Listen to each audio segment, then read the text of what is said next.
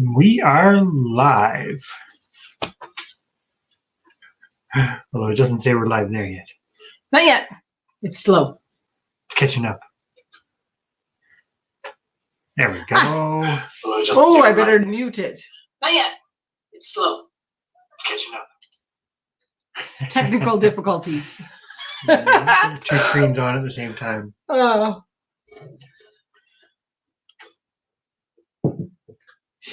It's already Tuesday again. The week goes by really, really quickly. Hey, honey badgers. How are you doing? How are you tonight? Hopefully good, as we've switched into May. What is it? May the 4th? May the 4th be with you. Yeah. Be with you. Be with you. Whatever he said. Hey, Katie Lake. How are you doing?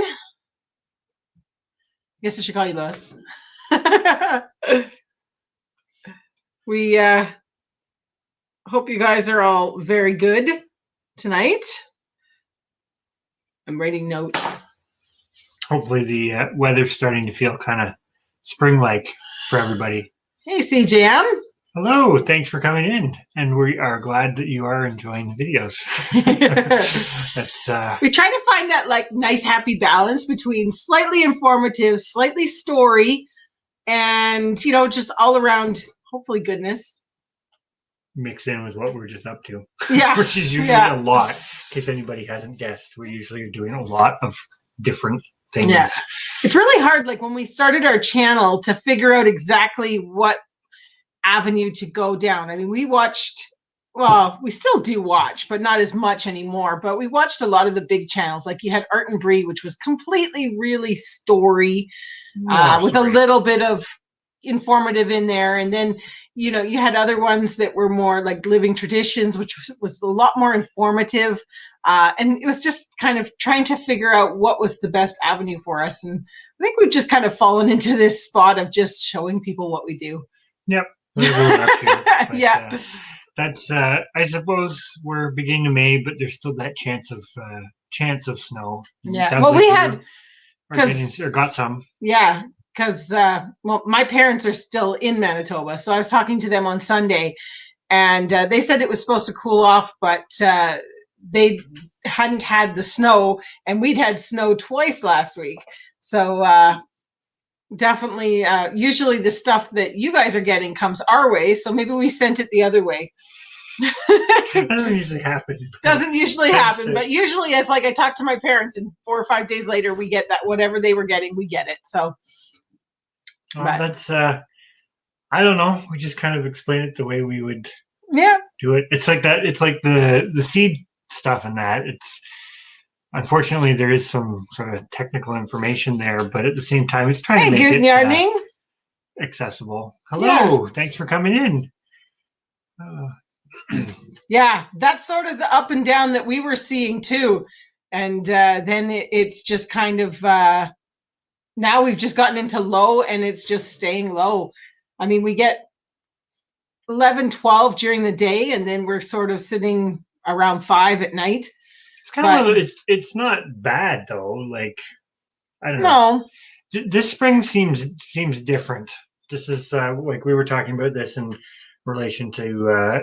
I think we've said this every week for the last couple of weeks, but looking at the migratory birds coming back and just thinking there's stuff that should be here late or should be here in bigger numbers and just isn't. And like you were talking about the warblers, we saw it's not our first, but we actually had a couple of yellow warblers, which are a really common summer bird here. Usually here in pretty good numbers by now, and we saw like a couple today in the tree behind the house, and we were just thinking most years the trees aren't even quite leafed off and they're back. So it's funny little things like that are, I guess, just anecdotal, but it is what it is. Yeah, well, that's it. And we've noticed that the pastures and stuff for the animals really they had a spurt, and then now that it's staying cool, they're just kind of there. They're not growing like what we would like. Hello, Thorhaven. Hey, Thorhaven. For coming in. I do wonder sometimes if the animals know things we don't, or I don't know. Taking advantage of opportunities. It's weird too because they're going too far down this road. We were talking about like common things like robins that American robins that we have nesting, and like they started ahead of time this year compared to normal. So they're, and Mhm. same with like our common grackles and stuff, like they have babies. Yeah. And other things are, it's Not even here yet. it's just, it's weird. It's different. This is what we say in our deep discussions sometimes about that when you're watching certain species that are declining and some that are thriving, and you go, well, it's the ones that are learning to adapt to all the crazy weather and everything else that are the ones that are going to make it. Or the ones that have lots of babies. Well, yes, lots of babies, or they're willing to sit at a bird feeder. Lots of babies help. Yeah. But I suppose that's even applicable to livestock and vegetables. They're very prolific. That tends to help. Yeah. Well, I noticed your one kale plant out there was already flowering. So. Yeah. Well, one of several. Yeah. The one in the greenhouse. Oh, the one in the greenhouse? Yeah, it's flowering today. So, not sure if it needs bugs, but it might have some trouble. Well, no, it's yeah, I would need some, but we'll see. It may not produce very much. Yeah. That's cool. We don't have yellow-headed blackbirds here, but they're pretty. That's a good way to put it for a member of the blackbird family. We used to go, we went to... Hello, getting clean on the prairies. When I took Chris out to Manitoba to meet I guess you'd met them prior to when we went to Manitoba, but see my folks and my family out there, we went to Oakhammock Marsh, which isn't too far from their place, and so they had lots of yellow-headed blackbirds there. Mm-hmm. But they're cool. They're not common here, unless the one spot in Southern Ontario. There's really a few in extreme Southwestern Ontario, but we don't get a myrtle warbler. No, myrtles are the yellow rumps. Oh, they're the yellow. Yeah. Oh, okay, yellow myrtle's the one okay. subspecies. Gotcha. And Audubon's the other subspecies. Ho. How's that for bird nerdy? You're talking to somebody that's almost as technical there. You're going to have a challenge. No, I don't know about that. But, our hummingbirds aren't back yet either, but I would suspect this week there'll probably be some around. Yeah. Everything will happen quick. Basically, I know calendar spring is X time static by human standards, but not by real spring, I would say for us, is really getting underway. Yeah.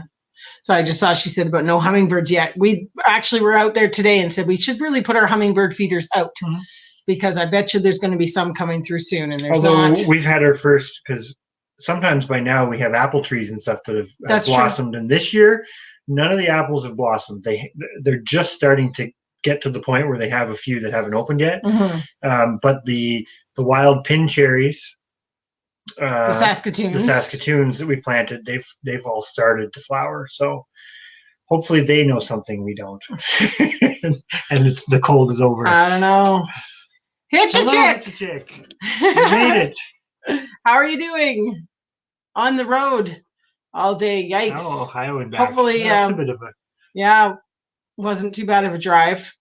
Spring's usually kind of nice for I guess anywhere, I suppose. Everything looks kind of green and, I'm trying to think, Ohio, is it rolling? I know here it's like green and rolling hill type things. You never know though, because it's sometimes they do come back early enough and then you get a cold snap. What was the one? Yeah. We were watching Thorhaven's video and you were like, oh my gosh, that's a whatever warbler. What did you say? This is a little game we do with the whole, like, you're watching people's videos and you're naming the birds you hear in the background. And you were like, we haven't even gotten any of those yet. And they're up with Thorhaven's. There was the yellow rump warbler. There was another one. Another one. Was it pine? I'd have to go back and I can't remember what it was, but yeah. Yeah. Well, we were commenting today because usually the Orioles are here by now, and but they're pretty good at timing it. The last year, the Oriole came back. I could go back and look at the actual day, but it came back, and we got 3 days of snowstorm. Yeah, and it came to the bird feeder and was eating suet, but it was earlier than this. Yeah. So we actually have pictures of an Oriole in a snowstorm, which was kind of funny. But then this year they're not back. Actually, the rose-breasted grosbeak for the first time today was back singing. What else? The yellow warblers, the warbling vireos came back, but it's all small numbers. But prior to the last snow bit and cool down, the eastern phoebes all came back, and there was 4 or 5 days there where it's kind of I wonder what they're doing. Wow, There's not very many insects out, although they will eat berries too. So wow. they were having a tough time, but There's there's lots of birds checking out the birdhouses, which is good. Yep, tree swallows and all sorts of other. Poured rain all day. 14-hour day. Yeah, we've kind of said about the to the rain, but at the same time we're like, we need it. We need the rain. We do here. We do because we didn't get a lot of rain. No. In April, our April showers never really materialized, so we'll see. Yeah. Although our trout lilies have started to, they're flowering pretty good. They came up and they're all flowering pretty good. I know you can do something with them for edibility, but I don't remember what. They're edible, but you don't. I think it's one of those things you don't want to eat a large quantity of them. It's funny. There's a lot of the native plants that you can forage for that kind of come with that disclaimer that you can eat it. Completely edible, but you may not want to eat large quantities of it for various reasons. Yeah. But we'll have to go back and watch. It is kind of a fun game, and we should make that one of our things. All of our comments on people's video will be what birds we heard. That'd be kind of fun. Be like, we watched and we heard this bird, this bird, and this bird. Actually, this is an interesting comment because we've got common grackles that nest in. Probably seen it in a bunch of our videos. There's a almost like a hedgerow of Norway spruce, and they're pretty good size. And anyways, there's got to be, I think, isn't there like about 40 of them? It's pretty close. So like 20 pairs or something. It's kind of like a little mini colony in there. And I know a lot of people here don't like them, but for us, we would rather have them because yes, they do eat some of the food out of the chicken pens, but the other thing they do, they deter the common raven. Yes, the ravens. Which is kind of a handy thing because we've got a video coming up on it, but the raven wiped out one of our goose nests. Took all the eggs. She only had 5 eggs, but took them all in like no time flat. So, and mind you, the geese didn't do anything, which is not usually that's a whole other thing. But between the grackles, the common grackles, and the American crows, they don't really let the ravens. No, the ravens get dive bombed for very long, which is kind of nice. Saying that, when I went out on the deck, what day was that? The raven was sitting on the front deck. That was not this morning. It was yesterday morning. Most of the time. Without them, there'd be no deterrent. Well, but because a lot of the stuff would be very similar between where you guys are and us, and it's funny. And it's like lilies. You can eat them, but don't eat too many of them. But a lot of them, it's because of the compounds they have in them, right? Yeah. Like what was the one? Like there's oxalic acids that some plants have, and there's other things. Usually, a lot of them, if you get reading into the finer print, and this is a total generalization, it gets into things that do things to your liver. Seems to be the hey Walsh Farms, the big Walsh Hills Homestead. I always call Walsh Farms. You know what I mean. But it's still pretty cool. We'll have to look it up because you can eat the trout lily flowers. I know. Yeah.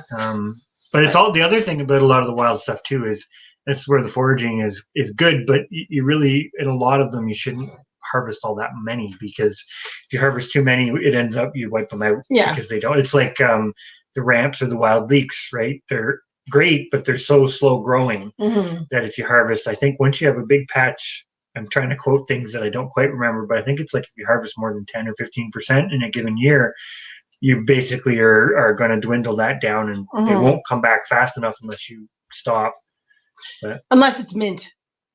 Well, mint's, the other extreme. The other weed. Yes, we hope nevermore. It's the dynamics between the raven and the geese, because we have the 3 pairs of geese, is kind of interesting. And we haven't got any of it on film because it all happened so quick. But I talk about it a little bit in a video that we're going to have come out later this week. But we kind of run the gamut from the one pair that the gander doesn't really do his job, to put it lightly. He's a really, wuss. Well, not a wuss. He's just loud, but he has no follow through whatsoever. And the raven figured that out after. Yeah, and that's the one that they wiped out. The other one is kind of similar, but he does have follow through, but they picked the most protected spot. And then the third one, he's interesting because he stands on the pile, the Hickorycroft manure pile we've got going. He's king of the castle there. He stands there at the highest point and he just watches all day. And when they come close, and she's on the nest, of course, too, because 2 of them are sitting now. So, and she's been sitting for a little while, but the third pair wasn't sitting. And, baby goslings soon. Well, it's that time of like on the farm. Yeah, 2 more weeks. 2 more weeks for goslings. baby lambs started to arrive yesterday. We got Beauty had her first lamb, so that was exciting. We had our chicks are coming soon, very yes. soon. But first two lambs were born yesterday. Yeah, and there's another ewe. She's a first timer, so she's not there yet. But we just went and checked on her before our live, and she was definitely, it's going to be tonight, but it's not going to be soon. So we're not too overly worried about her. But yeah, first timers are always kind of a little bit of a challenge for us. Yeah. they like to test you because it's usually like 4 or 5 in the morning before they actually do it. And they make such an ordeal about it because they don't understand what's going on that you think it's way worse than it is. Anyway, so hopefully she doesn't keep us up all night. Yes, CJM, thank you for thumbs up. Yes, that'd be awesome, everybody. Definitely, we would definitely appreciate that very much. So thank you. Is it doing too much? Yeah, that's another. Yeah. What's that one? The one that's out there that you said I pointed out to you. The curled dock. We want to try doing that for flower from the seed. Well, it's also knowing too, like which part of the plant, because some things. Well, it's kind of like if you think about it, a lot of the more conventional garden plants are the same way. It's like rhubarb, right? You can eat the stalk. Some people in some areas are pretty particular about peeling the stalks because they're. I don't know actually what the truth is, but you could actually have. I think it's oxalic acid too, if I'm not mistaken. But then the leaves are inedible, so it's knowing exactly what part. And then you start opening that up into all the various wild plants, and that's the part. It's like with the seed saving too, right? Knowing scientific names and relatedness and all this other thing is important because you can have a couple things in the same family that sort of behave very differently as far as edibility and seed savability and all that fun stuff. Yes. So. A Hickorycroft manure pile. I don't know. That's our version of a Hickorycroft bed. It's not a real thing, but well, I guess it kind of. Well, Hickorycroft is where they put logs and like oak and kind of wood down first, and then they cover that with compost and topsoil to make a garden bed.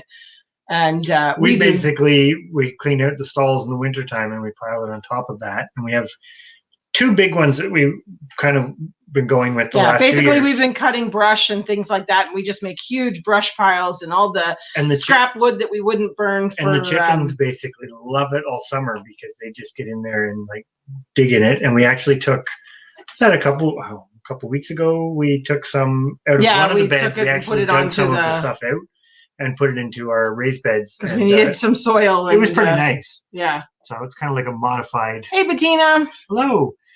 Yeah, we're the same because the hawks and owls, for the most part, are definitely beneficial to have around because the vast majority of them won't, even if you have poultry, they won't bother them. No. Like we talk about that all the time. We have Merlins and American kestrels nesting, and we've got a pair of red-tailed hawks nesting. We actually have a box that we want to put onto the barn for the kestrels. But they're not going to not now, anything. But then it's too late this year. But there's certain species that will. It's like northern goshawks. They will target your chickens. I've scared them off the chickens a couple times. But at the same time, it's that whole circle of whatever. It's like they're just doing what they're supposed to do. It's like with the raven. It's they're opportunistic. The goose didn't do what they were supposed to do really per se, but there are some things that we could have done better too. And I guess that's kind of the lesson learned. It's not just the raven's fault. No, yes, but we want to do things. We did have at our old place. We had a raven that killed ducks and chickens, so we do want to make sure we nip this before he figures that out. Because now he's figured out he can get eggs. It's only a matter of time before he tries the other coops to see if he can get eggs. So we've got to make sure that we.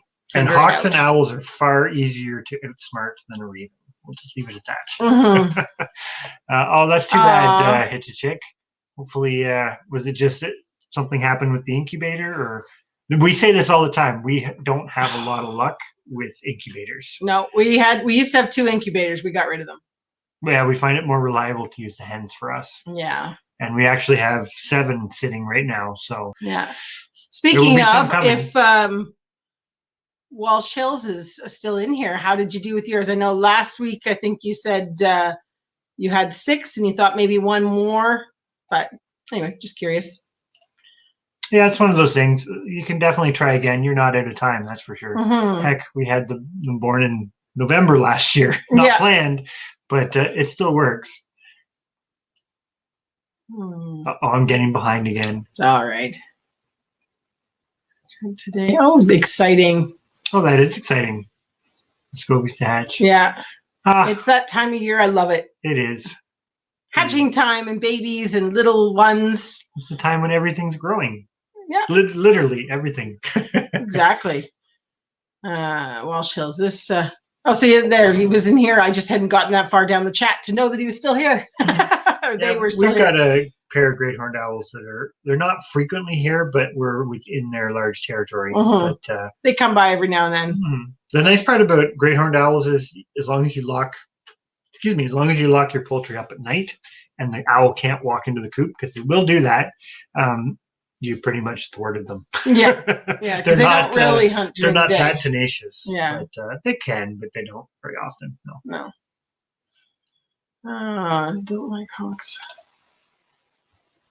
Yeah, well, they definitely can do that. That's for sure. I mean, we're lucky here. I think there's enough other stuff that. Well, in the species we have too, right? Yeah. We do have the Cooper's hawk, which did take the one young chicken, but one thing that's just a personal opinion, but like with our partridge chanticleers, we do like the fact that they're not white. Yeah. And that's actually that was the reason why we picked them over the white chanticleers. Or one of the reasons. Not an easy target. They don't stand out when they're outside. Whereas that's the one thing I will say. But light colored birds, they stand out quite a bit, which gets their attention. Well, and ours being free range do have a lot of cover.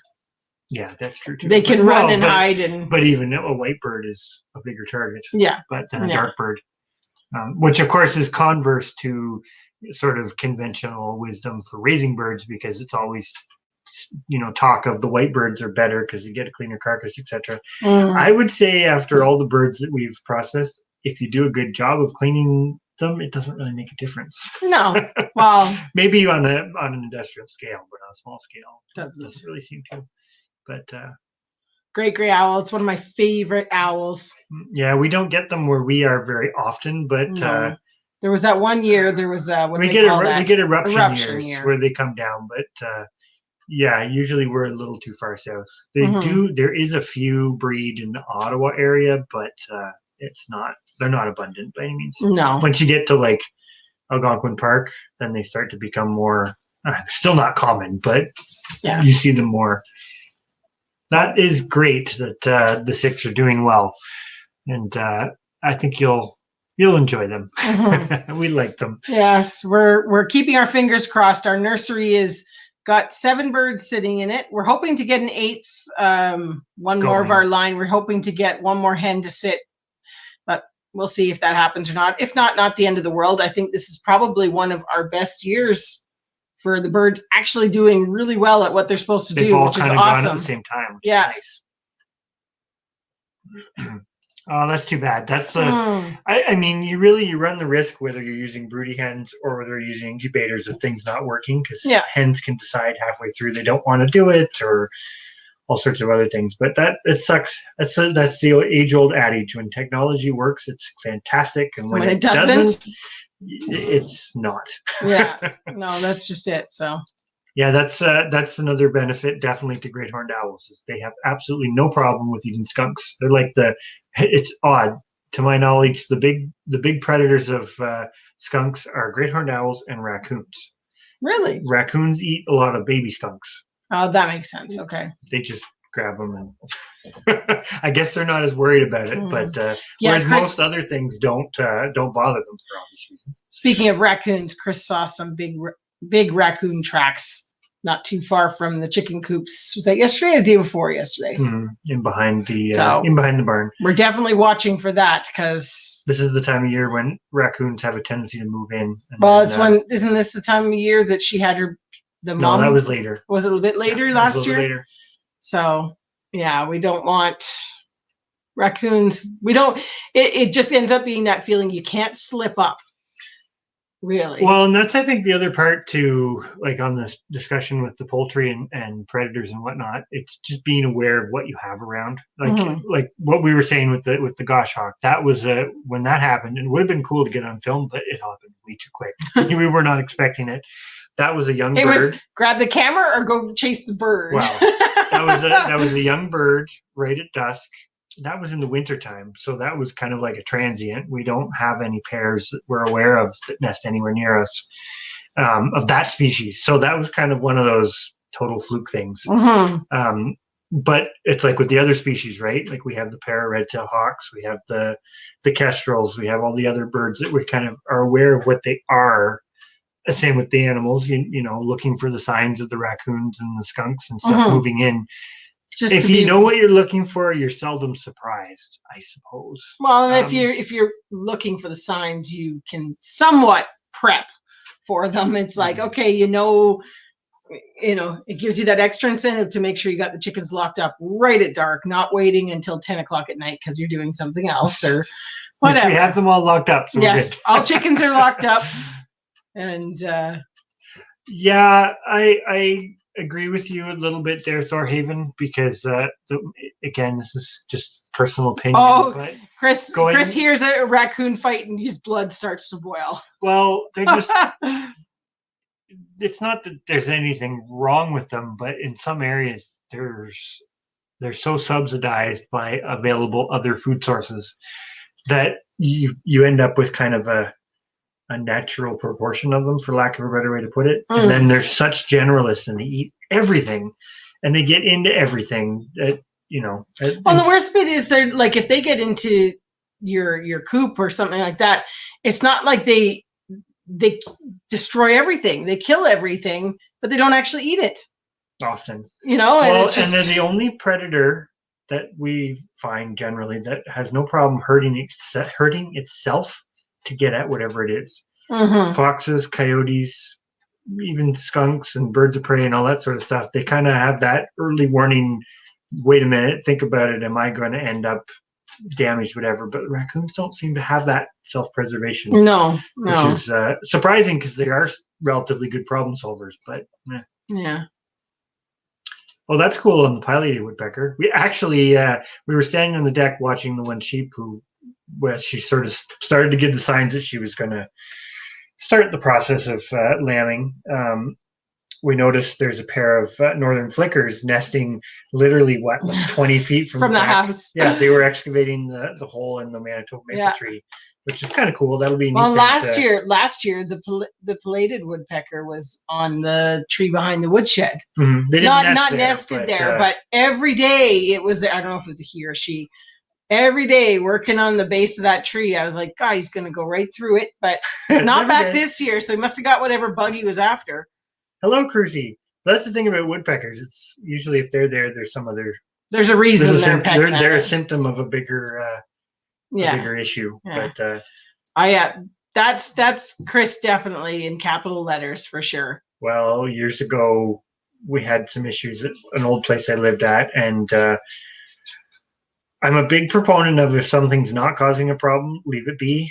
Like we have coyotes that are right around us, as you can hear from some of our videos at night. But they're not causing any problems. But if they start coming into the barnyard in the daytime taking something, that's a totally different matter. But we had a raccoon issue very, very close to the house. So I did make the decision, which of course where we are, that's legal to trap and dispose of some. And it was crazy. It ended up 57. Yeah. And I did not go into the adjacent. Just around the house, 57. Like I'm raccoons. Talking, like think of a normal yard space. We were a very small poultry operation at that point, and it was crazy. They just kept coming. Yeah. It was I'm sure that made a dent in the population of the local area, though.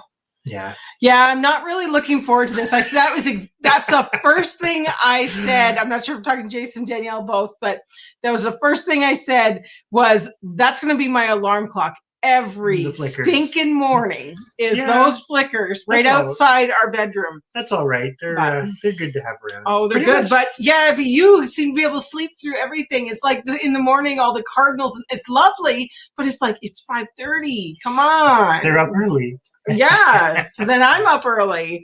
But anyways, the flickers are going to add one heck of an element to that. Yeah, I definitely agree, Honey Badger.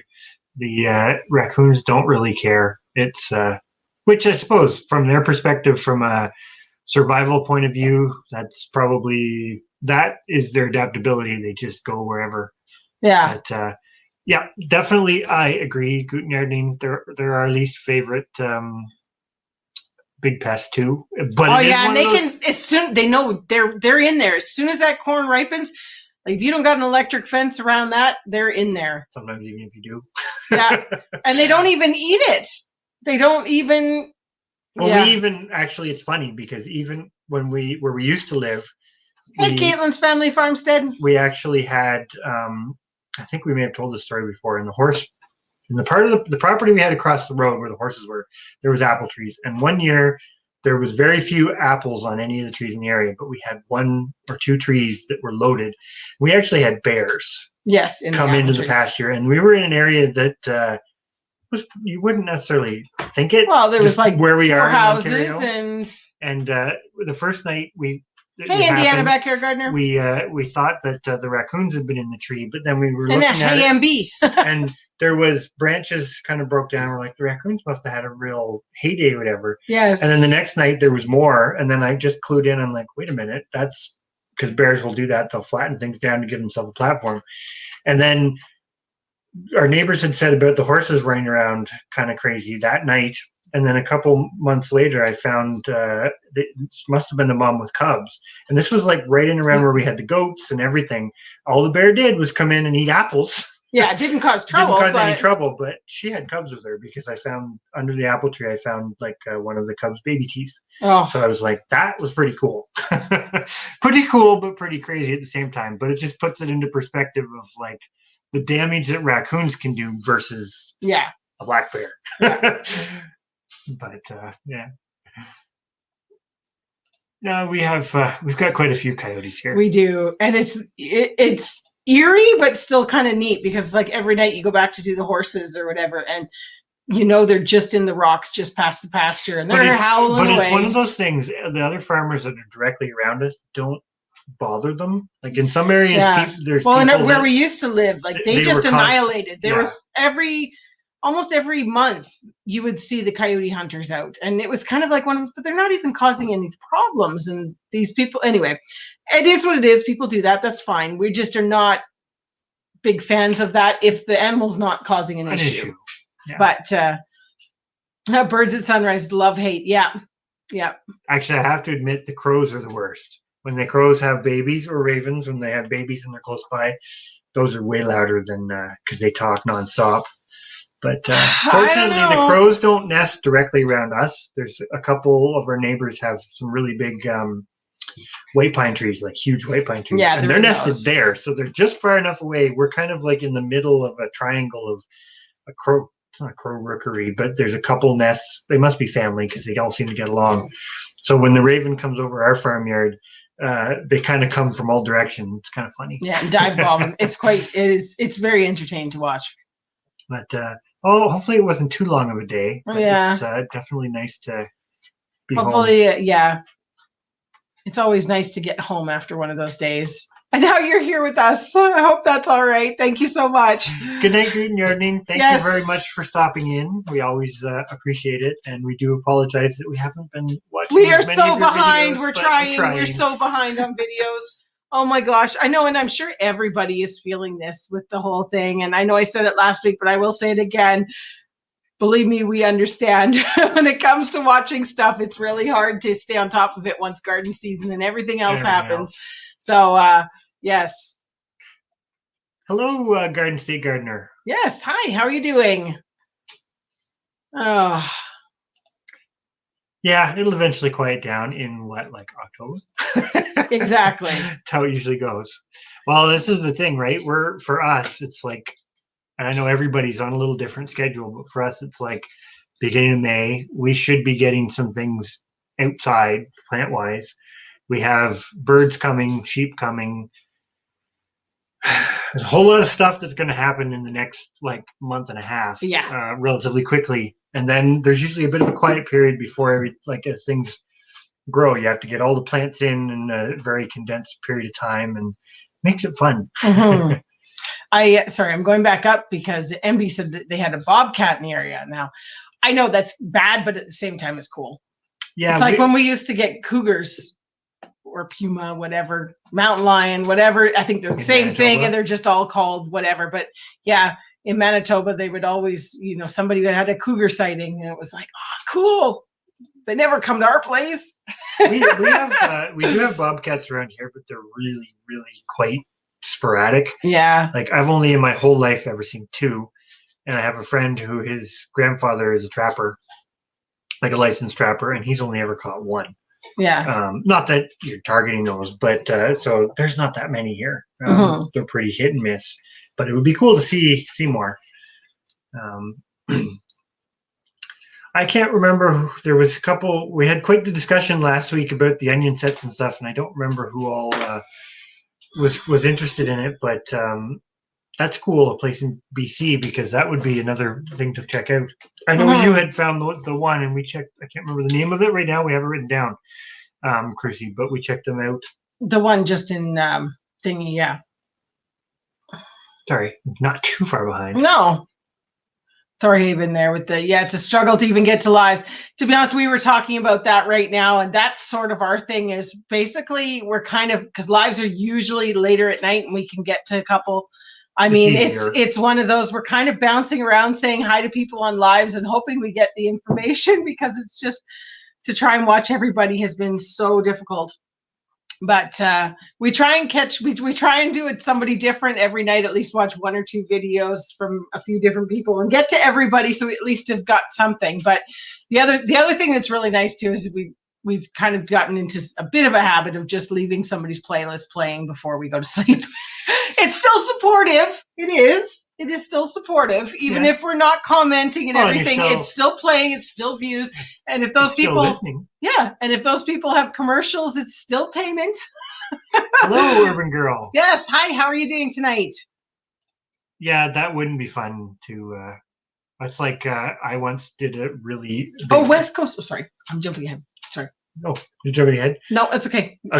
I'll tell my story because it's a short one. We had, in our area, everybody talks about fishers being these big, evil, horrible monster animals. And I wouldn't want to corner one, but generally speaking, they're not that bad. But where we used to live, I made the mistake once of not closing the duck coop door. I forget. Anyways, doesn't matter. Once? Twice. But twice? Anyways, it wasn't that. It wasn't a regular occurrence. But the one time, the fisher happened to be coming through the area and figured it out, and that was not pleasant. But at the same time, that was my error. Yeah. As the farmer, basically, and on the good note is the one duck that it took. It did actually eat the whole thing, but it did kill all the other ones. Well, and didn't take them. Yeah, that was kind of a bit learning of a disaster. Curve, but simple solution: close the door on the coop every single night. It's not really funny. It's not a laughing matter. Oh, I'm laughing at you. I'm laughing completely at you because you've done it too. So. Not as much as you. Anyways, I haven't killed anything yet. West Coast Seeds. We've actually never ordered from West Coast Seeds. I know a lot of people do. And I've heard good things about them. Yeah, we just haven't. Yeah, it's just one of those. They've never had something that we couldn't get from our side of the country, really. But they do have good seeds. We have checked them out. Yeah, it's. I don't know. You find the people you enjoy, and well, it's not even that because we do. That's a good one. You skip over. You do that when you're. I do when knitting or quilting. Oh yeah, usually if I'm knitting or quilting, I play videos, and sometimes I don't necessarily comment. I only give thumbs up or whatever, because to stop what I'm doing to write the comment sometimes doesn't work as well.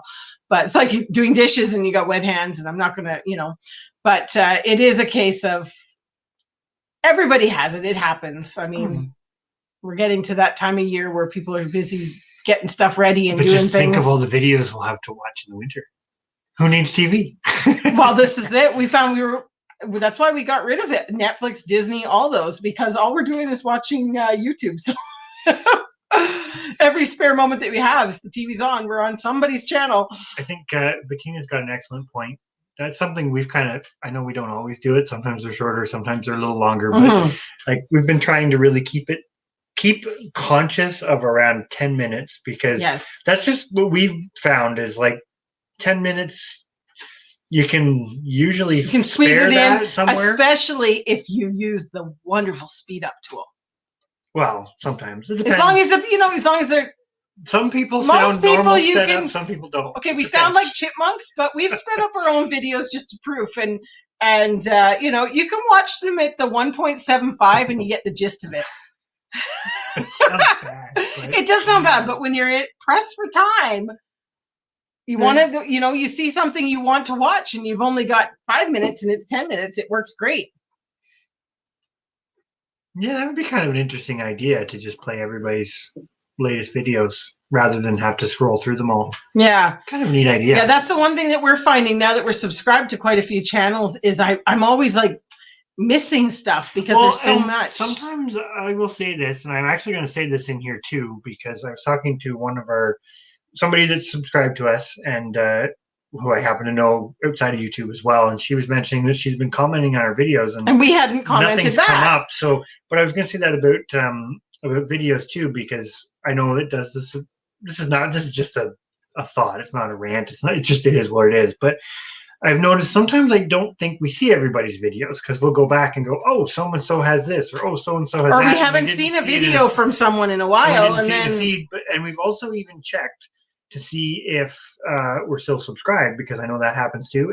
And there's been a couple times where we haven't, but there's been times where we have been unsubscribed and still not like, seen why? them. So yeah, it is what it is. It's just being aware that it happens. Again, the technology part. YouTube is an awesome piece of technology, but if not all the bugs work 100% of the time, it is what it is. Yeah. It's not a vent. It's not a nothing. It's just a reality. But yeah, it's really hard. Like when we did the tomato seed saving video, that was a little longer than it probably needed to be. But I had a hard time condensing it more than I did. That seed saving passion of yours just ran away with you. With the tomatoes, I could have done it. This is the part I find kind of funny on some of this stuff, because sometimes you can simplify it to just save tomato seeds. They're simple.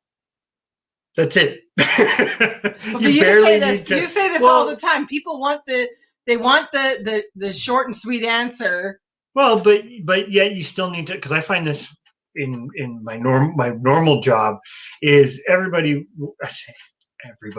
Most of the time, people want that short to the point answer, but it's never that simple.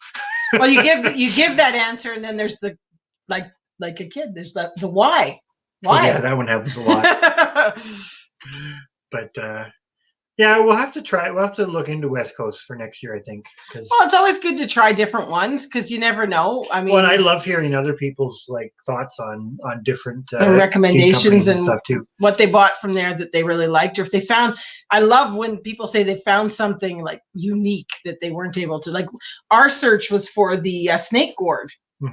Right? Nobody in Canada had the snake gourd seeds. We got it from. So we had to get it at Baker's, which we've never ordered seeds from the States before, but they were the only place that had them. So we said, well, we'll order them then. And so, anyways, we're trying those this year. That'll be fun. Yeah, that's one thing. It definitely on the closing the coops and closing birds in. If you've got poultry, it's important. We even toy with it about the geese because we have some barns. I will say this: with the geese are on the high end of the spectrum, right? Because they're relatively predator proof. But the big one would still be coyotes and dogs and that sort of things, because they don't stand a chance realistically. But we toy with the idea every now and then of we could just put them in this building because it's got a door so the coyotes and stuff can't get in. But then we always kind of hum and haw. It's but a raccoon could go over the top, and that's still a pretty big bird they'd have to tangle with on the other side.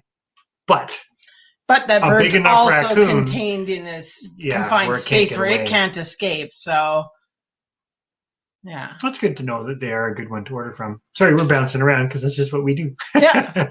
And thank you to everybody who's in here. We'll say this now. If we get behind in the chat, which we're not at the moment, just ask again or whatever. We will not miss anybody on purpose. Yes. But yes, that is good to know about West Coast for sure. Yeah. Not sure if that is you're heading out, Urban Girl, but thank you very much for popping in. We do appreciate that. It's always great to see people for a little bit. Have a quick chit chat. And another good I was very report impressed. for West Coast. That's awesome. That is excellent. Well, that's one that we use. Is it Heritage Harvest? And then the one from Maritimes. Heritage Harvest is Manitoba, isn't it? I think I can never keep them all straight, but yeah. Annapolis Valley Seeds is that's the one. Yeah, that's the one from Maritimes. Yep. Yeah. Yeah, they're a pretty good one. They've got some neat stuff too. Yes, this is an excellent point, Thorhaven. We always toy with this, and this goes back to, I think I said it a couple times in some of those seed videos we've been starting to do, the seed saving videos, but you're 100% right. When you get the seeds from far away, it's never really a fair chance. Mm-hmm. Like if they do fantastically amazing and just overly impress you, that's a really good variety yeah. of whatever it is. But usually you end up, at least we find, almost everything when we're bringing it in, unless it's really local, like our garlic was like just down the road, 30 minutes away.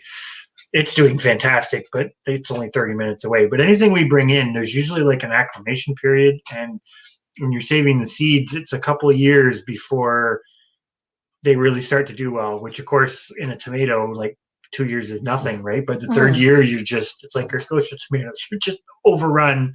They're growing amazing. Yeah. They're whatever. They're out of control. But it's just something to think about with some things. But that's the fun side of gardening, right? And why I still think the seed saving is important if you can do it or to try to do it, because you can experiment with whatever, right? Try it out, see how it does. Some things will do well, some things won't. But if you're constantly buying the seeds, unless you're getting them from somewhere local, I think you're always at that exact disadvantage where it's not really adapted for where you are unless it came from close by.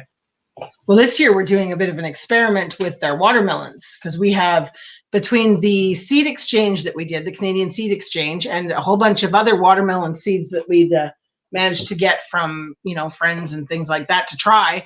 We decided this year we're actually going, I think, is it 6 different watermelons? Well, we have seeds from 6 different. So we're going to, this year, made the decision we're not going to save watermelon seeds. We're going to try all of them. Finally, we've always done the sugar baby. And so this year we said we're going to try all of them so that we can be sure that the sugar baby is the best one. So I'm excited for that project because we are very focused on the seed saving aspect, so we don't grow different varieties of a lot of things. So unless it's easy to do it with like tomatoes is different, or beans, but I mean things that you really could not grow multiples without them crossing or making it complicated.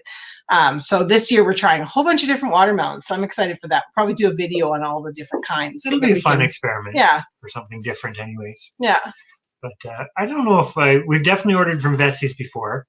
The seeds was great, but we were very unhappy with the trees. Well, we ordered blueberries from them, and raspberries and strawberries.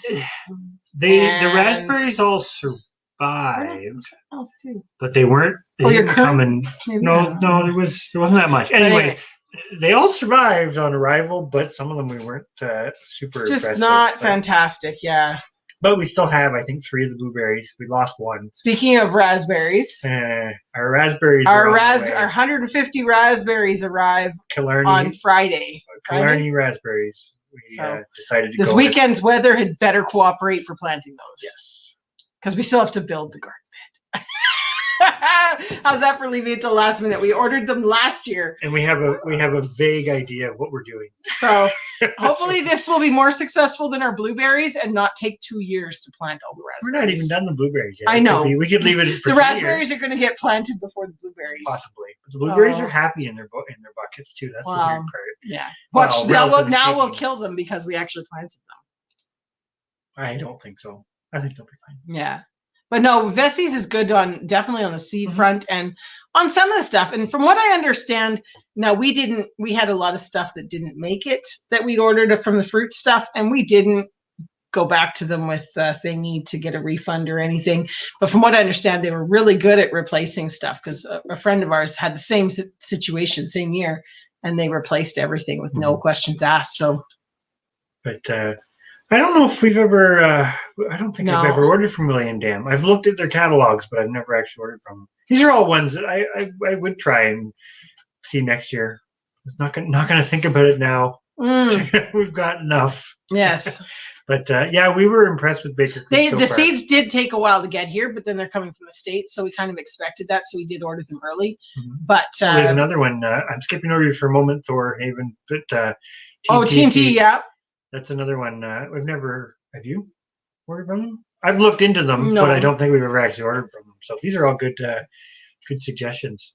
But I would agree with you. I'm curious to see with these raspberries. They're coming directly from like a commercial nursery, I guess it is.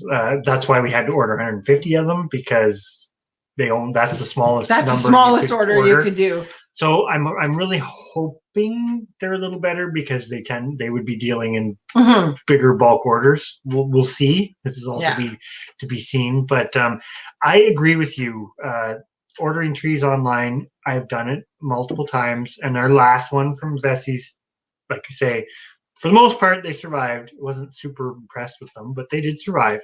But I've had a couple of bad experiences in the past too, and nothing beats being able to go and see the plant.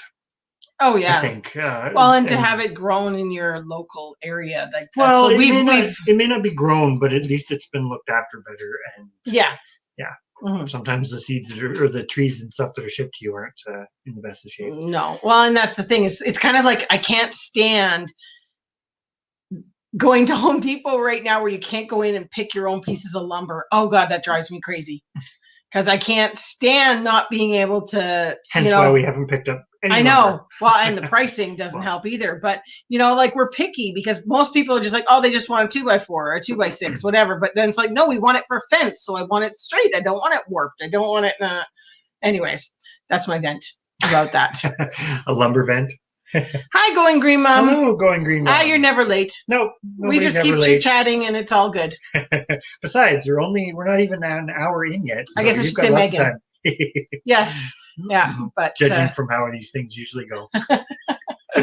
We'll have to see. We may be cutting her short for a sheep later. Yeah, I don't think we'll be staying up till midnight this time, but you're at least halfway in probably. So you're good. You're good. Honey Badgers never bought trees from Vessies. Yeah, we do the same thing. We actually, we even go around like the tip here, I guess, for everybody, but go around to some of the nurseries, even some of the big box stores. It kind of doesn't matter which one. They usually, especially the box stores, they usually have sales in the fall or late summer, right, for things they haven't sold. And like the last round of Saskatoons we picked up, we got them for, wasn't it like $3 a piece or something? Yeah, $2.99. They were $2.99 each. And they looked a little and they looked really rough, and we were kind of hummed and hawed, and we thought, well, but it was a dry year, and they'd been sitting out and probably not watered super great, so we figured maybe they just went dormant. And so we picked them up. I mean, I think we got 10 for like $25. Something like that. It was something like that. Anyways, and I think only one died. Like we went and checked them which is not bad, this weekend. And good night, Hitcha Chick. Thank you very much for coming in, and completely understandable. And definitely good night, thank you for popping in. Also understandable. We like I say, we're probably not going to do a 3-hour tour tonight because we've got to go out and check on a sheep too at some point and see how that's going. Hopefully we won't be up till all the wee hours of the morning. It'll just go well. But thank you both for coming in. Well, anyways, we won't go down that road too far, but I'm kind of a subscriber to the theory that supply and demand doesn't really exist anymore. It's a free for all. Sort of, If yeah. you can, I am going to say this because actually, I'm going to say this just on chickens here for a moment. We did our analysis of what it cost us last year for chickens, and we have a pretty good idea based on the products we get from our chickens and how much feed costs and all those other things of what's a reasonable price for hatching eggs. This is just my little homestead example here that I kind of have a bit of a whatever with, but and I'm all for covering your costs, and you know, you're selling them to try to help sustain your homestead and what have you. But something we've noticed this year, and I think this is kind of a bigger symptom, exactly the same as the lumber deal, just the lumber deals on a bigger scale.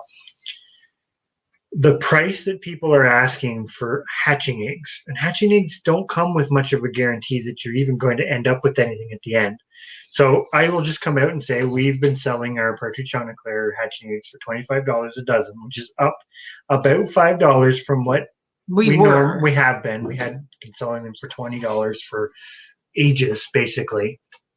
But that works for us, and I'm not knocking what works for anybody. But I've seen people selling them for $45 a dozen, $60 a dozen. I've actually seen it as high as $150 a dozen. Which is crazy. I'm not talking for things that are. I get it if it's a. I'm going to use this and regret saying it, but if it's a truly rare breed, i.e. something that's only just been imported into North America or something, I'm not talking that. I'm talking for relatively common breeds, not even necessarily show quality or production tested, nothing. They're just charging or asking that price just because they can. And I mean, that's a homestead example. I think that's not the best interest to other homesteaders or the breed, because anyways, that's a bigger discussion, but it's the same symptom. If you're a lumber company, why wouldn't you charge more? You've got all the excuses in the world right now. Some of them legitimate, 100%. Mm-hmm. Some of them maybe not. But yeah, anyways, that's my rant. Yeah, it's a good one. It is. It's a hard thing to gauge. I mean, as we're going through whatever you want to call this that we're going through, but it's no different than your food prices and everything else. The scary part is more often than not, the prices go up and then they never come back down because people get used to paying for it. And why would they? The pessimistic sounding thing is there'll always be an excuse for the price to be high. Mm-hmm. But anyways, just it's amazing, like inflation, you know, upping your price because feed prices go up, etc. Totally get that, but that's awesome that you have that local access to lumber for sure. We don't really have that here without going a bit further, but I would agree, Crucy. I think some of those prices for hatching eggs are a lot. I mean, you're not even guaranteed, and Honey Badger says it here, you're not even guaranteed that you're going to get something. You're not even guaranteed it's going to be of breeding quality. When you do get something, you don't know how many you're going to get. They could all be roosters. Like this, and don't get me wrong, that's not a complaint. That's the reality. If you're buying hatching eggs, you're basically buying something untested, and then it's kind of your there's so many factors that come into it. But with that much risk to get something on the other end, like that's a lot of money. Yeah. Like we say, it's like our hatching eggs, and I will bring up Walsh Hills Homestead here because they did purchase some hatching eggs from us, and you purchased a dozen hatching eggs and you got the 6 chicks, which more chicks would have been nicer, but 6 chicks at $25 is still less than $5 a chicken. And when you get to that point where you're buying them for $145 for a dozen eggs or $120 for a dozen eggs or whatever, you're talking $10 plus a chicken. And if you lose half of them or only have 2 of them hatch out, that's a $75 bird. Mm-hmm. Like, you would have been better off to buy, who knows what they're going to charge for live ones. Well, the funny part is right now it's so all, at least in our area. And I mean, I'm not looking for poultry right now, but it's so all over the place. Hey, Corey and Cynthia Davis. Yeah. Yeah, it's different. But that would be an interesting conversation to hear about Indiana Backyard Gardener. Yes. For sure. But it is true. Like, they're not going to put the prices down once people adjust. I mean, we saw it with gas prices. You see it with everything. Like, they creep up, and then it's like, well, after people have paid it for 6 months, why would you put it back down? Because we've all gotten used to paying with it and paying for it. Nobody's complaining, and nobody's changing their lifestyle to make sure that they don't have to pay it. So how's that for negativity for today? I don't think we're super negative. No, we're not. But it is true, though. That's why we do what we do. And I'm sure that's why many others are doing what they do or are starting to get into this sort of lifestyle, is that as you see the prices creep up on other things, this lifestyle makes more and more sense. We're glad you're happy with the chicks. And yes. Well, if you decide to stick with them, we'll help you sort some stuff out on that. I think that's why this has kind of organically come about, like most of our conversations on our lives, which is awesome. But I think that's the one point, like, I think most of us who are in here tonight are, I'm going to go out on a limb and say, definitely have a bit of some level of sustainability in the back of your mind on all of this, right? That's a major driver. And when it comes to livestock and seeds too, but seeds are a little different because they do keep over multiple years. But when it comes to livestock, I find the old time farmers, I'm going to say it this way in generalization, just picking terms out of the thin air, but the old time farmers often did look at it like you're trying to get other people into it because you can't keep it going forever. And you need more. You can't do it all yourself. Like we go back to this time. Yeah, you need more local people doing the same things. It's like the cows. We can't be self-sufficient on cows. We can't have enough animals. We can't have enough bulls. Like, we can't have a self-sustaining population of cows. So we're always going to be dependent on others. So you want that network. And I guess where I was kind of going with the hatching egg discussion is, to me, it feels like those people who are charging $150 for eggs, I don't know that they're doing it for the right reasons necessarily. I'm just going to say that, because is that really in the best interest of trying to get people into it and build a network of like-minded people, or is that just, hey, I can make a buck, a lot of money quick? This is something we come across, and I mean, I'm sounding kind of rough around the edges on it, but this is my perspective, because I want people to get into it, because that's to the benefit of the breed, and it's to the benefit of the breeders to have more people doing it and more birds out there. Well, and more people doing it, in my opinion, no matter what it is, whether it's simply gardening. I mean, it's like Shed Wars and all the other various garden gurus and all the other various collaborations and stuff that are out there on YouTube. They all have one big thing in common. It's trying to get people to grow food. That's trying to get more people to grow food. The livestock thing is no different. The more people doing it, it's sort of the better everything ends up. I'm just that's and obviously that's in perspective of what you can do with the property you have. I mean, obviously everybody shouldn't have a cow or whatever, but there are things that, that's going back to a little bit of an older mindset too, I guess. But I'm going to stop at that, because that's my digression. I seem to have stopped the chat flat.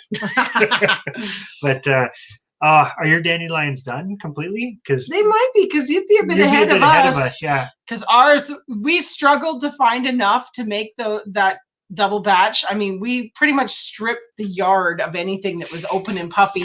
Yeah, it was pretty green afterwards. And then we kind of went like, jeepers, I guess we've lost all our dandelions. And then a week later, it was a field of yellow. I was like, we were just way too early. The kids actually on the weekend went back out and picked another, half of what you. Yeah, I did another batch, and we may do one more batch yet, but we'll see. I think we have 18 jars, so I don't know.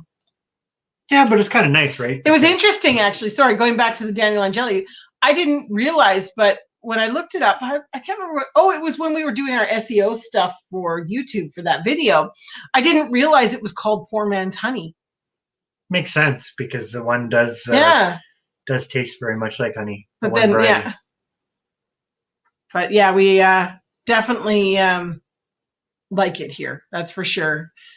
I don't know. I find that peanut butter, you put it with peanut butter, it tastes like peanut butter. Oh yeah, and we honey. had someone in it because you'd made breakfast and I was working and you brought it down to me, Mhm. which is really nice. Aw, it's so good. And yeah, I was like, it didn't look like honey, but it tasted like Yeah. honey on peanut butter. It was really kind of awesome. But yeah, it's I don't know. Dandelions always surprise me too because it's one of those things like they're useful and yet people Yeah. hate them. And don't get me wrong, it's a lot of work, I know, to do the dandelion jelly because you've got to actually pick Well, the it's the flowers, plucking but the flowers, but that's what the kids are for. They did a really good job. That was their job the other day, and I think they spent 2 hours on it or something like that. I think there was a lot of playing involved at the same time. But it was a good Yeah. job because they They knew did. how to do it completely by themselves. Like we just kind of suggested, hey, if you want, go out and pick some, and we can make some more of it, and they did. And Mhm. they time Yeah. management wise, like you say, maybe wasn't the best, but they had fun with it, and it was and a great little job. I wasn't doing it right then, anyways, so Well, it no, was fine. and it's just a great little job that they could have fun with and still they Mhm. both like it too. So Yeah, exactly. oh, that's completely yeah. fair, and it's all situational based too, right?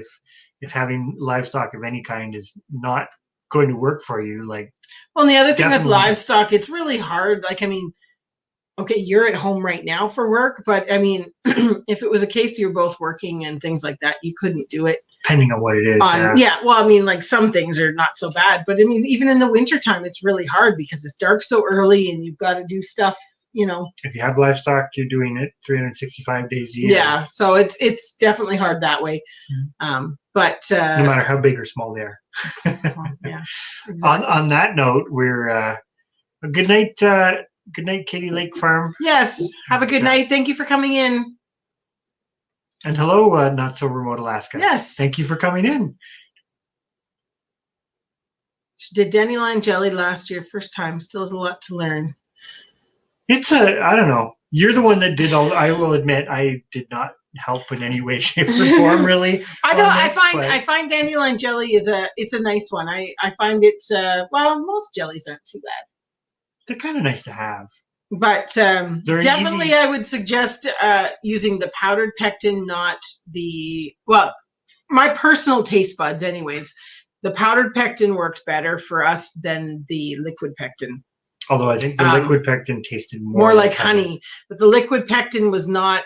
It was I'm going to say a softer jelly. It was not as firm.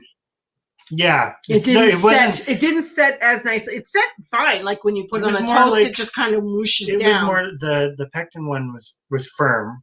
The other one was almost more like Jello, where it's firm, but it had like that wiggly consistency. Yeah, exactly. Kind of interesting. So, that'd be interesting to try. Well, I really wanted to try the dandelion wine, which again you have to do all the petals. Mm-hmm. It's a lot of petals. So I think it's I can't remember how much the recipe said you needed of petals, but yeah. I'm trying. Oh, definitely. You brought up an excellent topic, the fermenting. Because that was something that we tried for the first time last year. Yeah. Because you've canned. I think we have said this before, but like I've been canning you've done most of the canning. I just helped for 15. Oh gosh, I'm going to age myself. 15 years of canning, maybe a little bit more than that. And always loved canning. Never tried fermenting because I was like, why would I ferment? I can, And then I can't remember why we tried it. Was it the salsa or was it the turnips? It might have been the turnips. We were going to do the pickled turnips. I think it was the pickled turnips because you had tried. I made you on. Sorry. We had tried the year before, so 2019 was the first year we tried making pickled turnips, and now turnips are. Oh yeah, that's something the only we're way always going to grow from now on. Well, but we can eat a lot of pickled turnips. We'll just leave that there. But then you looked it up because when you originally did it, it said you could ferment the recipe or you could can it, and you canned it and they were good. And then you just were like, well, let's try the fermented one. And it's totally different. Totally it was the same recipe and it was totally different tasting. Yeah, it was fermented is just amazing. What was the other thing that we did? It was I'll have to find the recipe from my book about it. It was wild salsa, Oh, darn You've it. got it written down. I've got it wrote down anyways, but it was one of those, it was just great. It was just everything chopped up out of the garden. You didn't have to peel skins. You didn't have to do anything.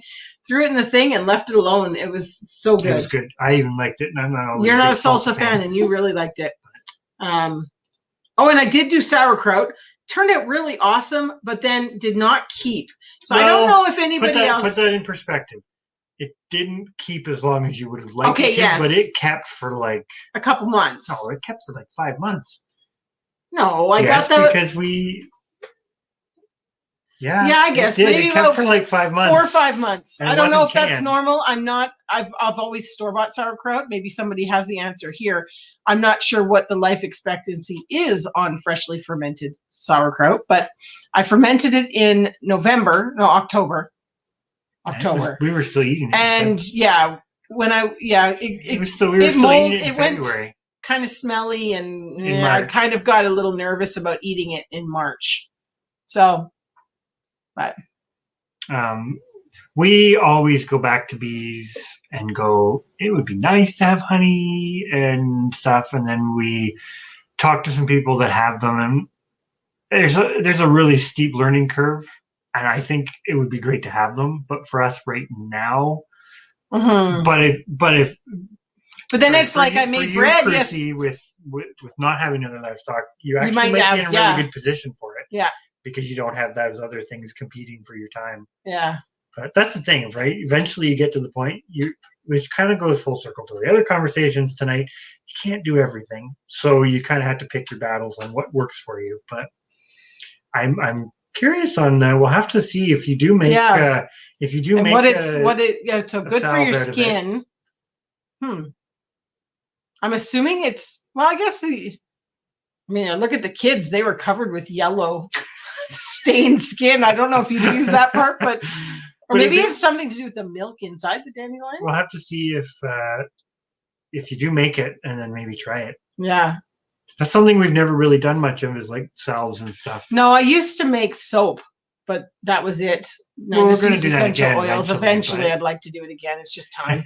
Just need some samples of. So what would you say? Was it good? Would it have been worth all the work? Oh, I imagine so. Most things that you make yourself are better. Well, but I wonder if it's kind of like a meaty thing, because dandelion tastes like honey. Maybe. I don't know. A lot of people say it's good. I've never actually tried it, but. So with your sauerkraut, honey badgers, did you maybe you've said this already? No, you haven't. Okay. Did you can it after you fermented it? And if not, how long did you keep it for before you decided, maybe I better not eat that? Because I'm very curious, because we don't go through it fast enough.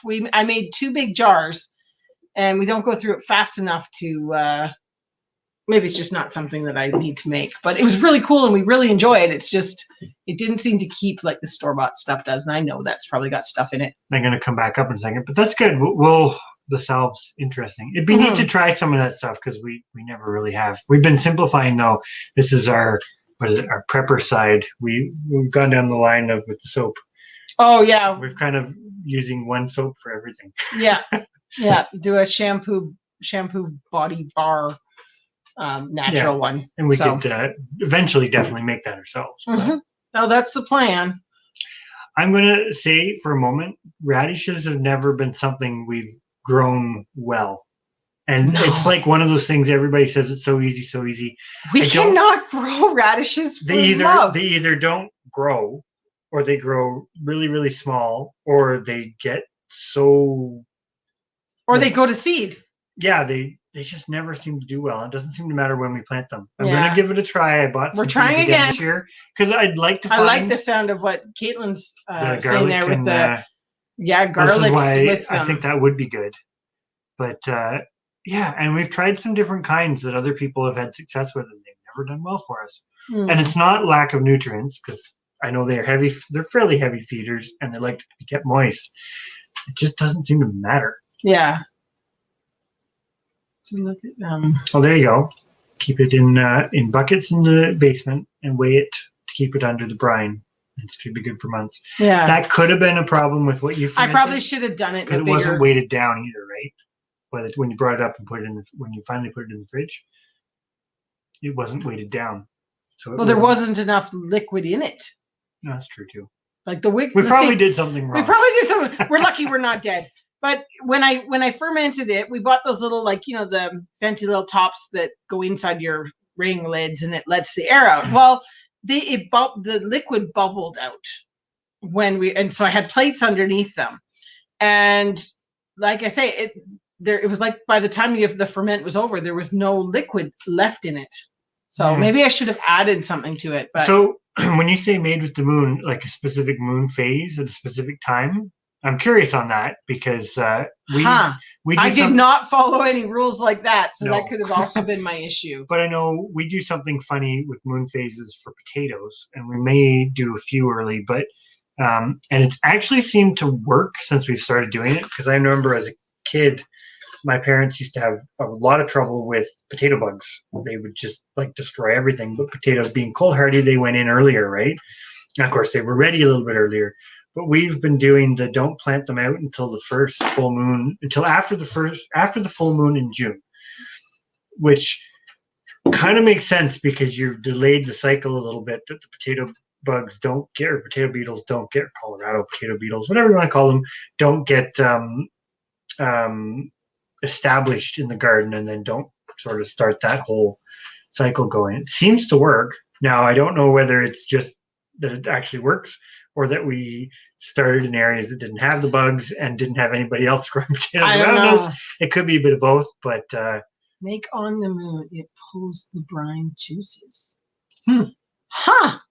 Interesting. Oh, okay, that does make sense though, right? Because your moon phases affect your movement of water, right? Yeah. It's like tides. Okay. Well, tides is a bigger scale, but yeah, I suppose. That's very interesting. Yeah. Well, so is it on the full moon? Or I assume it would be the full moon. Probably. Just curious. I'm going to have to try it again and see. It was one of those things, like when I was harvest moon works the best. Okay. Because when we packed it, I mean, you had to really pack it to get juice in there. And then maybe it was just the cabbage was too dry. Could have been too old. Could have been the wrong time, yeah. Because that wasn't one we grew. No, it was one that I'd gotten from a friend. But yeah, anyways, I'm still going to try again because I would like to have it. It was just one of those things that did not keep well after we started eating it. Here's another question for you, honey badgers. For the sauerkraut, could you make it with leaves from other brassicas? This is my big question because I know you're all about the kohlrabi. No, just about simplifying it to not have too many different things, right? Because I've heard because broccoli leaves are edible, kohlrabi leaves are edible. I don't see why not. They just I'm just curious. Might have a different taste though. You probably need more of them, but if you were growing bigger crops of those, yeah, I'm sure for your your bang for your buck, a cabbage head would give you more of it because you've got it kind of all in one big space. But well, that could be an experiment that we try. See if it works. If we get enough broccoli going, this year, that would be the trick. They do with turnip.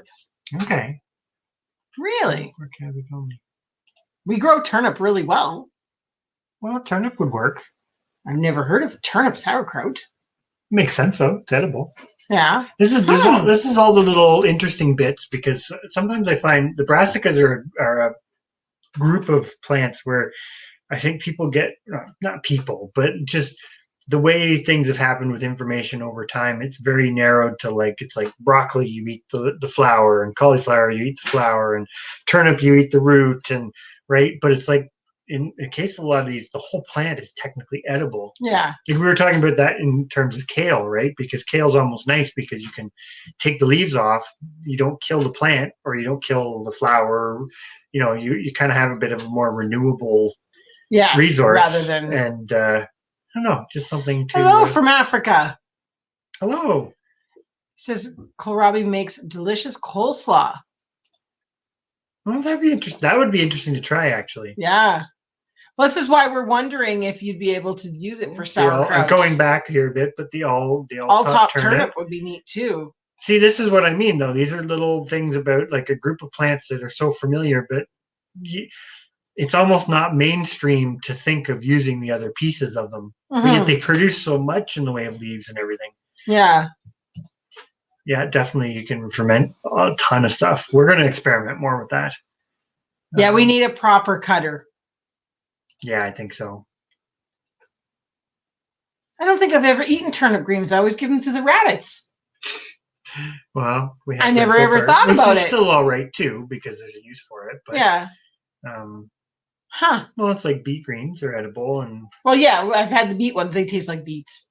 well, but I don't know. It's that being big fans of trying to find the most ways to use something. Yeah. Because if you're growing, especially for things that take up a lot of space, like if it doesn't take up as much space, it's not as bad. But that was the thing with the broccoli; it takes up so much space, and some years you don't get a lot of the flower heads. Yeah. And yeah. Oh, cruci, yes. Isn't that called in England? Do they call it bubble and squeak or something like? Isn't it something like that where they mash up? Something like that. It's turnips, potatoes. Oh goodness, now I'm going to be in trouble because I probably got it all wrong. But I think it's something like that. But yes, I like carrots in there too. Yeah. Give me all the root vegetables and just mash them up. Lots of butter on top, salt and That's not pepper. a bad way to eat some of them. Yeah. Um, Just like collards and mustards. I've made cabbage. Okay, yeah. Well, that's just it. I think you could add a lot of things. So it could be we just have to get better. I just need to experiment because it's one of those things. Like I said, the wild fermented salsa that I did last year was amazing, and the pickled turnips, or what do they call them in the shawarma shop? Oh, I can't remember. I never remember the name. But anyway, yeah, they were really, really good, and I made. Maybe that was all I made in the sauerkraut. I thought I did something else too. Oh no, the pickles. That was my first time doing fermented dill pickles. Oh, I'll never go back. Never. Never. It's like those nice long ones that you get when you go to a restaurant on the side of your plate. They tasted just like that, which I know those are fermented ones. And never tried it. I always was doubtful that they would be, but so much better. So much better. And the other thing that's nice is because you're fermenting it, and it doesn't store forever like something in a can, you can't make more than you're going to use in a short time frame. So they're always fresh. Because that's something I don't have success with the canned pickles, is if I don't use them in a year or two, they're not very nice. And then I end up just making them into pickle pasta sauce or something else, because which is still also fine. Still good, but yeah. I do see that there's been some replies to this too, but Kohlrabi is the same botanical species as cabbages and broccoli, and rutabagas are still in the brassica family, but they are a different species. They are, what are they most close to? I always get this mixed up. They're a different species from turnips and those other stuff, but they do both still form kind of that bulb, but they're pretty different. That would be awesome, Honey Badger's homestead. Yes. And Bettina said bubbles and squeak. Leftover something there. Yeah. So that would be why it would be turnip and mashed potatoes and all the veggies things. All mashed together. There you go. Broccoli raw in salad with honey mustard dressing. That actually sounds pretty good. It sounds really good, actually. Yeah. We're hoping this year our broccoli does better.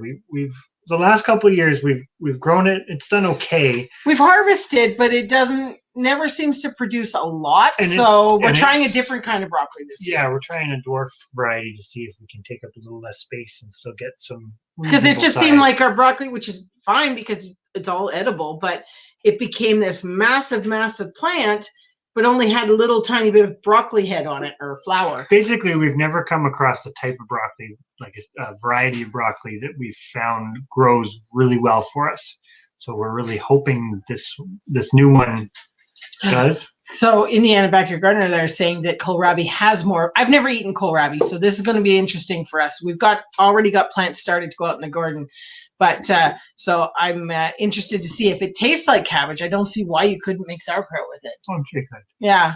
But that's also interesting about the taste, because we're toying. We haven't got to the seed stuff on it, but we're toying with which brassicas to grow to be able to still save seeds, not have things cross, still get a usable product that we enjoy, and try to figure that out. So we're still kind of in a bit of an experimenting phase. We've grown a lot of different stuff, but we haven't quite figured out what we're doing. Whereas like there's other vegetables we're pretty much on course to what we want to do. Yeah. But yeah, the kohlrabi leaves are very much like broccoli because they will cross with broccoli if they flower at the same time. Indiana backyard gardener, Adrian, loves her pickles as well. I will admit, I'm not a huge pickle fan, but you make some good ones. Hello, Miles. Hey, Miles. How's it going? Yeah, we got rapini in our seed exchange this year, so we're going to try growing some. But you wanted it for seeds. I think that's the one that I want to say that we were going to grow for sprouting seeds, isn't it, rapini? I'm trying to remember. Maybe. I think so. I don't know. We have some plans. It's all becoming a blur because there's so many plans. They kind of get shelved for a little bit until they become a priority again. See there, Adrian's saying you can make sauerkraut with kohlrabi for sure. That's what we're hoping because we kind of Vineyard don't Chicks. want Thanks for coming the cabbage necessarily if we can find a substitute because the only thing we use cabbage for is sauerkraut. We're going to keep the seeds from the cabbage that we've got going to seed right now because we don't mind that variety, but we're just trying to think of ways to simplify it because if you can get same thing, if you can get a couple things out of it then and grow more of some of it as opposed to the variety, that's a little harder. But I like pickled turnips also. I'm really curious on the kohlrabi because everybody who's tried it growing it says it's pretty good. So here's hoping it goes well. Oh yeah, the pickled turnips. I think you introduced me to them when we went to a shawarma place and we had them on our sandwich. And then we happened to have turnips growing in the garden, and we were what are we going to do with them? Like we often feed them to the rabbits and stuff, but we had them, so I tried it. And at that point, we hadn't done the fermented version; we'd just done the canned pickled version, and they were still really good. But the fermented ones just blew you out like whole. Oh, they the were flavor amazing. it was like something completely different. Which is what I found with the homemade pickles as well, Indiana Backyard Gardener. The fermented ones just tasted so much better. So much better. So anyways, there'll be more fermenting, I think, going on this year. We've already said we're going to order more of the little tops. Because the salsa disappeared so fast. I made the salsa in the big 2-liter or 2-quart mason jars, to go through it. And I think I made 3 of them in the fall, and 4 even. You might have you might have made 4 a smaller one. You made 2, and because I don't have any. I don't have any large mouth or small mouth big jars, so I would have done. No, but I think you made them at different times. Might have, but anyways, they were all gone by Christmas. It was like boom, they were out. It was so good.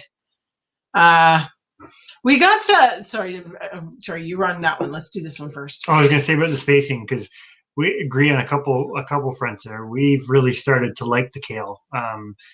It's kind of one of those vegetables neither of us at first really ate a lot of, and now it's becoming a bit more of a staple. We're finding a lot more uses for it and stuff. And it's great because it's easy. I think that's a huge part of it for us. Oh, the kale and like we were eating kale salads most of the spring here because we had it growing down in the grow room, and it was really just awesome. And it got to be such a big plant that it was a good one for growing inside because you used barely any of it to make a salad, which was nice. Yep, I think we're gonna like the kohlrabi. Yeah, we have some started. Well, the Vineyard Chick said, "What about the broccoli rab?" Which we have that seed too. We've gotten. We were on a toss up because everything comes down with us about how you can save seeds for things. So you can only grow so much. I can't remember. I think it was the broccoli rab.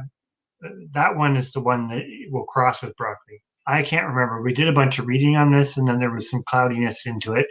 But one of them didn't cross unless you grew.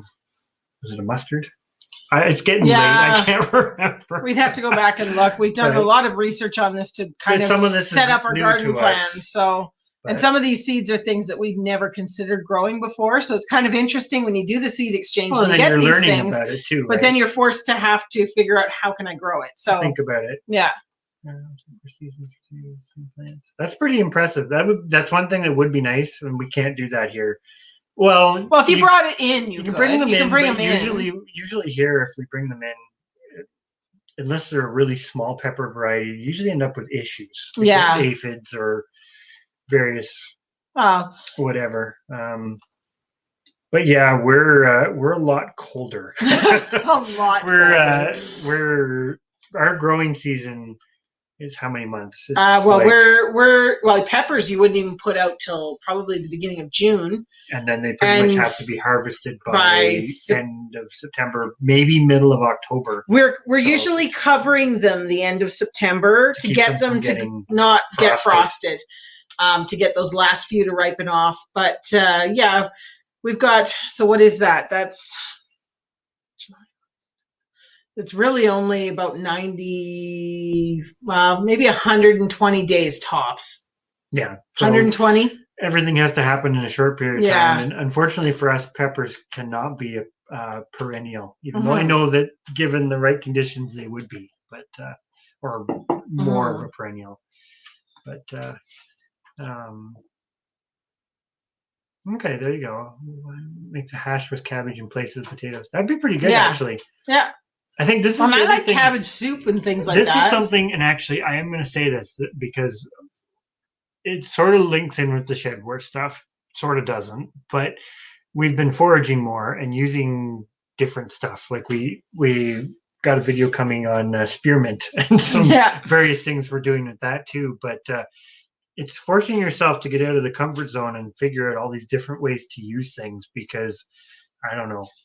There's a ton of stuff. Yeah. Kind of going back to the eating various wild plants in moderation is not bad for you. Eating a whole lot of them in one sitting might be. It's just getting used to different ways to use things and cook them. And if that's the other half to it, right? You can grow things, but then you got to figure out, well, what are you going to do with it?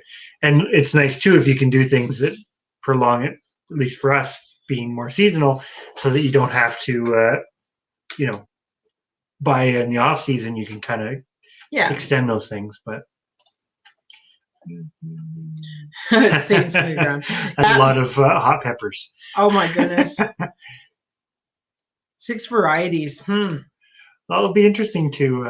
I'm betting some of them are super hot. Yeah, they'll make. For quite the combination. They'd make some really good fermented salsa. Yeah, we're gonna look into these. The broccoli. I can never say them right. Rabe. I'm not sure how it's actually pronounced, but we're going to look into them a bit more. The more YouTube videos we watch, the more I get in doubt of how I pronounce things. We have both seeds for both, and one of them I think works for what we're hoping, and the other one might not. But we'll figure it out because we got to come back to that here shortly. Yeah. Oh yeah. Garlic on olive oil. I like that. I do that and then I grill it just a little bit. That's a good way to do it. I'm definitely, because it was Gutenjarding that started us on thinking about the Kohlrabi. And like I say, everybody we've talked to has basically said. So we got the purple Kohlrabi. I'm not sure if there's a difference, but obviously for seed saving purposes, we couldn't keep both colors. So we went with the purple. I liked it because it looked prettier. I'm not sure if the taste is going to be any different. Or if it gets as big or whatever. Yeah. We'll definitely try it. Pronounced Rob. There you go. I pinched off. Okay, for the growing. Yeah. Well, this is because I'm sure that's the one that Wild Edibles sent you that said it likes to bolt, so it's great for saving seeds for sprouting in the wintertime. Because that was one of our things. We wanted to do sprouts in the winter, but we want to be able to produce our own seeds. It's like broccoli sprouts.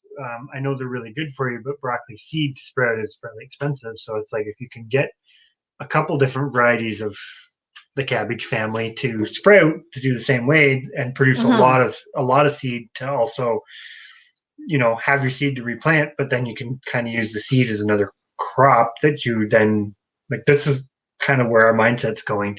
It's adding a whole bunch of extra layers. Kohlrabi. Yeah, that's how I would say. Yeah. Oh, Miles has a chicken question. Recurring problem. I'm trying to think if we really have.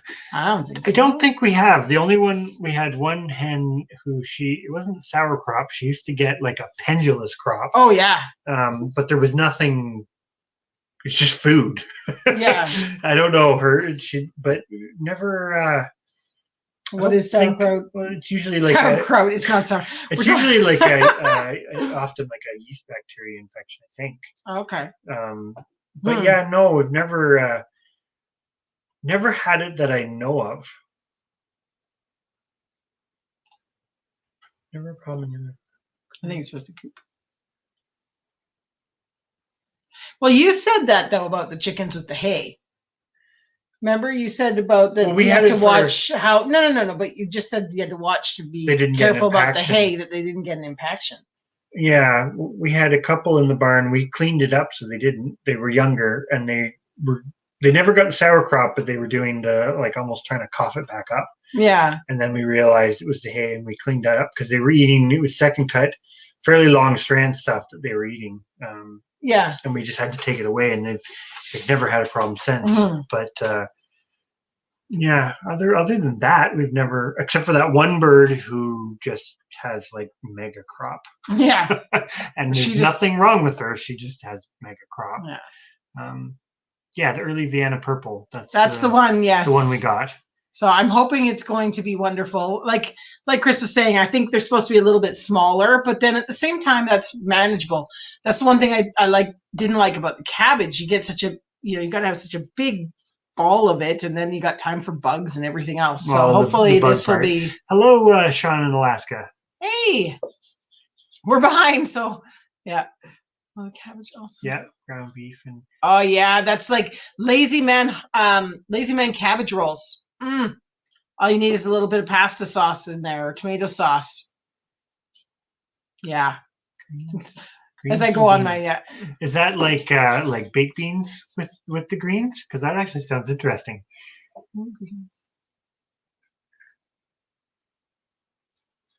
Yeah, if that's like baked beans, that'd be pretty yeah. Well, that's another big thing we're big proponents of is dry beans, because it's kind of fun how many dry beans you can grow, and it's kind of a neat feeling when you grow your own and actually make them into things. We've made like refried beans, baked beans. We've made well, I'm hoping to grow some navy beans this year for baked beans, because I love canned baked beans. And we made black bean burgers. We made it both with just the beans, but also mixed with lamb. Like lamb burgers. And that was kind of cool because they were from our Black Valentine beans, which are like a dual purpose, which is kind of fun. Oh, that's a lot of back on radishes. Yeah. Well, I don't think we were videoing at the time when I tried one of those. Oh my gosh. I nearly died. It just didn't do well. Oh, it was so spicy. So spicy.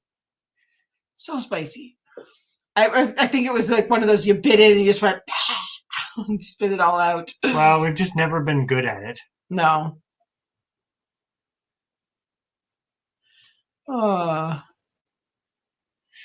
Yeah, that the hummingbirds would probably like it when it's got its flowers. Mm-hmm. We're hoping we've got 3 plants that managed to survive the winter. We had a few learning curves on ours on how to overwinter it. Yeah, we thought we were doing the right thing, and it turns out basically the best thing we found was to keep it covered. Yeah, so it stays dry. Yeah, I think the cold's not a problem, but the wet was a problem. Yeah, the freeze thaw just rotted the roots completely. Yep, killed them. So the ones that were covered with the polytunnel all winter with our cabbage did amazing. So we've got 3 plants there that are going to go to seed, and you've got the ones in the greenhouse that are, I don't know whether you'll get proper seed on them or not, because they're already going to seed. They're flowering. They're already flowering.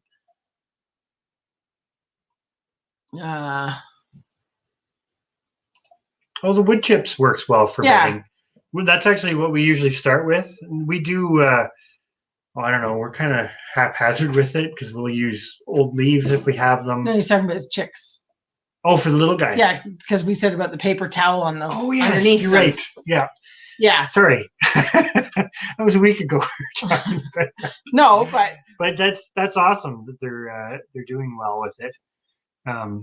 We just found if we ended up with it too fine, they lost all the food in the. But once they're a little bit older, then it's not so bad. Once they actually figure it out, then they're pretty good. But we found the paper towel really good for them to eat and find their food on. Little. But they do get to. So did you find that they stayed okay on the paper towel for a little while, or they kind of shredded it right away?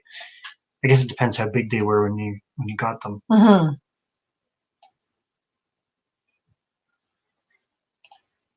Yeah, like a beanpole with them dry in the plant, and then they pop open. Mm-hmm. Oh, that's cool. The giant kohlrabi. I've seen some pretty impressive sized ones. Oh, okay. They're making it more like a soup. Oh. And they're going to potentially do a video on it. Yes, that'd be pretty please. interesting to see. A bean and green soup. Very cool. Yeah, we've done something very similar with the kale. I actually really like cooking with the kale. Yep. It's we've got the red Russian because the red Russian doesn't cross with the other stuff, but we do have another one that we're going to try, which is like a normal kale. Well, we have the dwarf one that started. Yeah, which is a we were trying it this year because we thought it would work better for our indoor growing because the red Russian kale gets so large and takes up so much space. So we're trying what kind of something dwarf kale. I can't remember off the top of my head. But anyway, so it'll be interesting to try it. Greens. Yeah, that would be good too. Definitely going green, Mom. Mm-hmm. You shouldn't worry about editing. It takes a couple of tries and whatnot to figure it out, but it's pretty simple. I don't know. It depends. You kind of get used to your own style. And the one thing I would definitely suggest when starting out a channel is don't start by trying to film your whole day and edit it down because that's just pick overwhelming. Pick a little topic. Just pick a little topic and start. And once you start, it's good to go. And do that for a little while, and then you'll get comfortable with the posting. And we used to stress out about something went on at the wrong time, or we didn't do this right, or we had trouble with whatever, and I don't know, you kind of get used to it eventually. But I definitely would encourage anybody to try it. Speaking of which, I think Miles should do more videos. Yes, Miles. He's got some really good information that he should share. And smart fellow grow his share the wealth of knowledge. I will say we've never actually grown the proper Dakin radish. We grew the white icicles, which are kind of like one. Anyways. Well, and I've never eaten cooked radish before, so. Yeah, we have. You've had the black ones, the black Spanish ones, and they're very spicy until you cook them, until you do something with them. Remember, they were the shredded up ones. Oh, yes. Yeah. Yeah. Actually, they were pretty good, but we didn't grow those. No, we didn't grow them. No. Radishes are just something that we've not done well with, and we're going to try it. But, got rich. Cook them and they lose their bite. Okay, well, maybe that's what I need to do then. Because we still have tons of daikon radish seeds. Tons. Well, somebody got a little crazy with that. I want to give them a good trial because what I would like to do ultimately is find a radish that we like and just kind of keep that and do this whole seed thing because it doesn't cross with other stuff. But we'll see. Maybe we won't find one because I know I tried some that Miles grew, which was a hybrid, and they were amazing. But yeah, you said you had them right out of the garden. Yeah, they were amazing. And I have some seeds for them, so we'll try. I haven't planted those yet, but we'll try them. Yeah, we didn't want to muck it up. That's interesting to use it as a potato replacement because, like you were saying, if you can get it growing, it grows so fast. What would you do with it? But if you could do that, that's actually kind of a neat idea. Well, I didn't realize that they lost their bite once you cooked them because that changes it for me. Because they'd be less starchy than a potato, probably. Yeah, because the daikon radishes did grow very well, but they were spicy. Okay, so yeah, Sean's saying they're just past 2 weeks now. That makes sense because but the first week they're usually pretty good, and then they've got it all figured out, and they start to speed up and get a little more what do you call that? Boisterous. Mm-hmm. They're all kind of all over the place. Yeah. But by that time, they should be good enough that they're not going to eat it anyways. Yeah. Like It's still exciting. Chicks. Yeah. No, that's, I don't know. It's fun. It's cool. Ours are coming. We enjoy chickens. I definitely would recommend chickens. We enjoy everything. Wow. Actually, the one thing we're really enjoying right now is the pigs.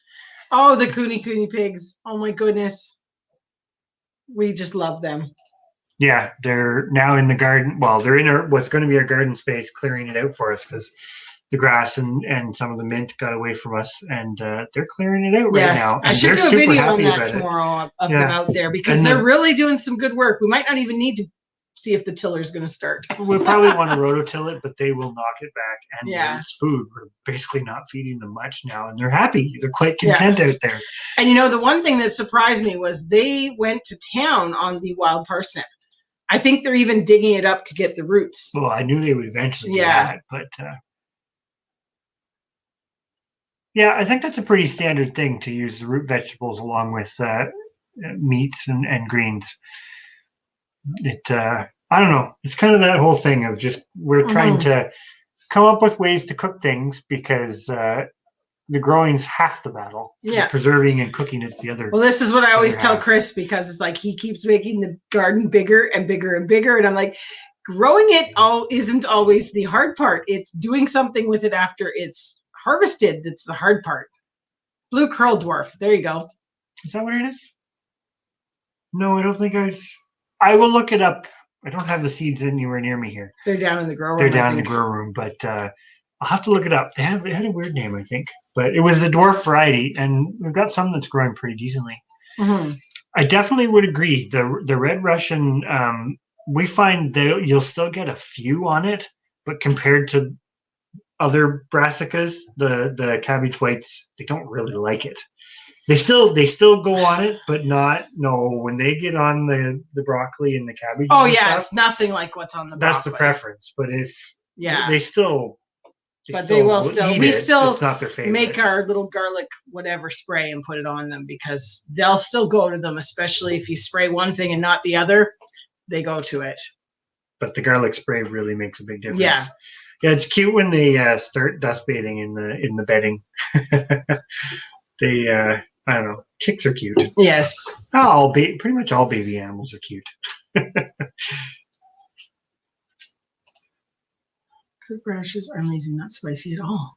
Yeah. Why have I never cooked radishes? Because you've never wanted to try radishes. Well, I guess.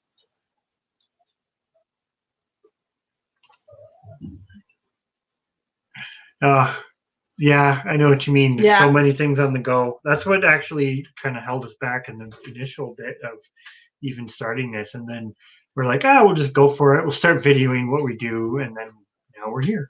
Yeah. It's kind of and that's just it. And we kind of bounce around. Like we have a lot of different things on our channel with because we do crafts, we do spinning and things like that with our fleece from the sheep, and so it's sort of a mixture of a lot of different things. And that was a bit like we weren't sure whether to do that or just focus on one or two things so that it was good night, Vineyard Chicks. Yes, thank you very much. Have a great night. Thank you. It was we just decided we were going to show it all. It works. And we just, the one thing with it, like if you're going to have a bunch of different things, and this is what we found, is putting it into playlists helps people. Because sometimes people are after only watching, like we do a lot of videos on our rabbits and how to raise rabbits, and a lot of those people that are coming for those really only want to watch those, which is fine. Because they can just go to the playlist, and I think there's like 30 videos now in there that are all on the rabbits. So it does work good, but it's definitely one of those things we're learning about organizing it all a little bit better. Mm-hmm. But I think that Growing Green Mom has a great point here. Sometimes it helps to take the time when you're filming, and it really reduces your editing time. Because what we'll often do is like, it's not scripted, it's not whatever, but you kind of have a mental in your head. It's like, okay, we're going to do this, and then this, and then this, and then this. And they kind of just naturally, you're still editing, but they kind of just flow into one another. It definitely helps. But I've never tried. We're way behind, but hey, Rolling Homestead and Wild Edibles, and also Ray Nolan. Sorry, I'm on a different computer over here looking at thingies as Chris is going through comments. Hopefully I didn't miss anybody. I don't think so. Sorry, I cut you off, but I was trying to say hi to everybody. Oh, that's cool. They're that's close practically to us, a neighbor. Yeah, you're not very far. Nice. Do I know anybody that raises pure New Zealand's?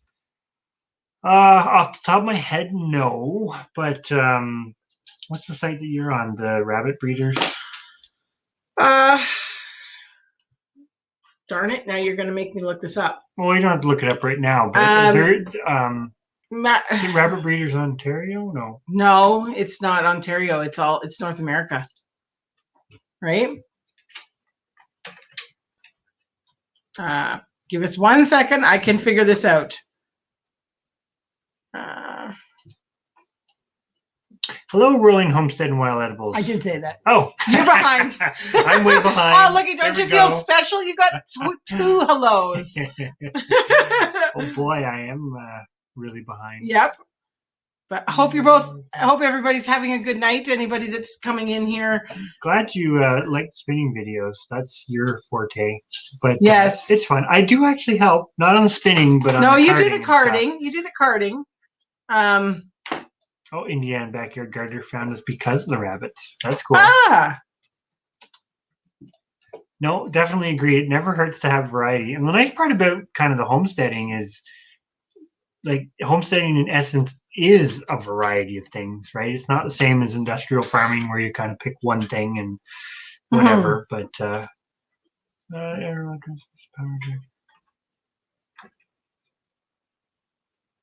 yeah, I don't mind the editing, to be honest, for the most part. You kind of just get used to it, and I don't know, kind of is what it is, I guess. It's just part of it, I suppose, is the best way to put it. Sorry, I'm trying to get this organized here. This is not the one. I'm going to have to come back to you with that information because I'm trying to do it quickly. I cannot find that information on what the site is that we had. I thought it was this, but it's not. So I don't know.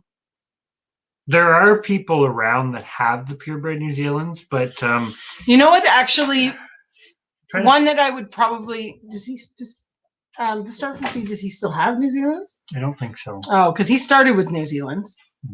I don't think he does. But he would be. I don't know if you follow Start from Seed Homestead. Because he'd be very close. Now he does not have. I don't believe he has purebred New Zealands, but he used to do purebred New Zealands before he crossed them with something. But anyways, he may know better as to where to get some New Zealands from. We're kind of bad because we have so many of the champagne. Yeah, we ended up only that. We haven't bought a rabbit in like I don't know how many years. A lot. Yeah, it's gotta been at least 5 years since we bought a rabbit. Yeah, I think so. At least we've got enough going on in our herd that we don't really need to. So we haven't really kept. It's always that temptation to start another breed, but we can't justify it with the rabbits because you're basically getting the same product out of them. It's different for us when you're getting a different product, but anyways. I'm glad that Vortex Valley that you are enjoying the videos. It's always funny to sometimes go back to the old ones and we're just like, we're so much better now. As far as not like the editing and the presentation and that side of things. But I think a lot of the information we tried to get out at the beginning was good information. It was just we've learned a lot more about videoing, editing. It comes with time. Yeah. And yeah, I do find sometimes the editing is fun. Like we often laugh because sometimes we'll leave little things in that one of us says or does or whatever, and we find it hilarious. And we're like, maybe nobody else will, but at other times, leaving those little bits that show your personality. Because like one thing for me, and it's terrible, I always call the sheep fleece fur. And I always say sheeps. Even though, and I'll even correct myself in the video. I'll be like, it's not sheeps, it's sheep. You know, that sort of thing. Yeah, we leave it in because that is sort of, I think that's important for people to do is still leave your character in there when you're editing because that's what I always say that's the part that people fall in love with is like That's part of it. the person, you know, then and the information you're delivering only gets to the person by the way you deliver it, I guess. Yeah. I don't know. That's my deep thoughts by Steph. I definitely agree with Sean too, because you exactly what you said. Because it makes it a lot easier to edit after. Yeah, and you do start thinking about it because then you're like, oh, I need to, and we even do it too, like in the raw footage sometimes because we do it with a camcorder just because that's easy for us. But you do some with your phone, but you just like leave it running and it's like, okay, I screwed that up, and you literally like start over again. Yeah. And then you know when you go to edit it, it's like, okay, I just cut this piece out and whatever. Sometimes it is it's kind of funny actually, but sometimes start over and then you learn to splice the clips together. Yeah. Yeah, basically that's what we do is you just kind of take the clips and then rather than have to do it. You do it sometimes with your phone where you leave your phone. I don't know how you do it. You pause the recording. Oh, he hates that the phone has the flip around button. So you just hit the button and it switches to the front camera, and you hate that for editing because it doesn't line up and then he has to figure out where it happened or whatever. Isn't that what it is? That thing you're talking about? Yeah. Yes. Because it's your phone does your video does something with a lag that's harder to. But yes, Bettina Jason does have a lot of mixed ones now, but I know he did have New Zealand's at one point, so he may be able to direct you to somebody who does have them. Yeah, I was looking at his thing on here because he says Flemish Giant New Zealand. So you did find. Yeah, I was just looking to see if there was anything on here, but there's not. He's the only one that even lists New Zealand's, and the one in Ottawa. We're on breeders.homesteadrabbits.com is one that we have ourselves listed on. And really the only reason we have ourselves listed on that is because it's set up by a lady in America at Brickhouse Rabbitry that we bought rabbits from.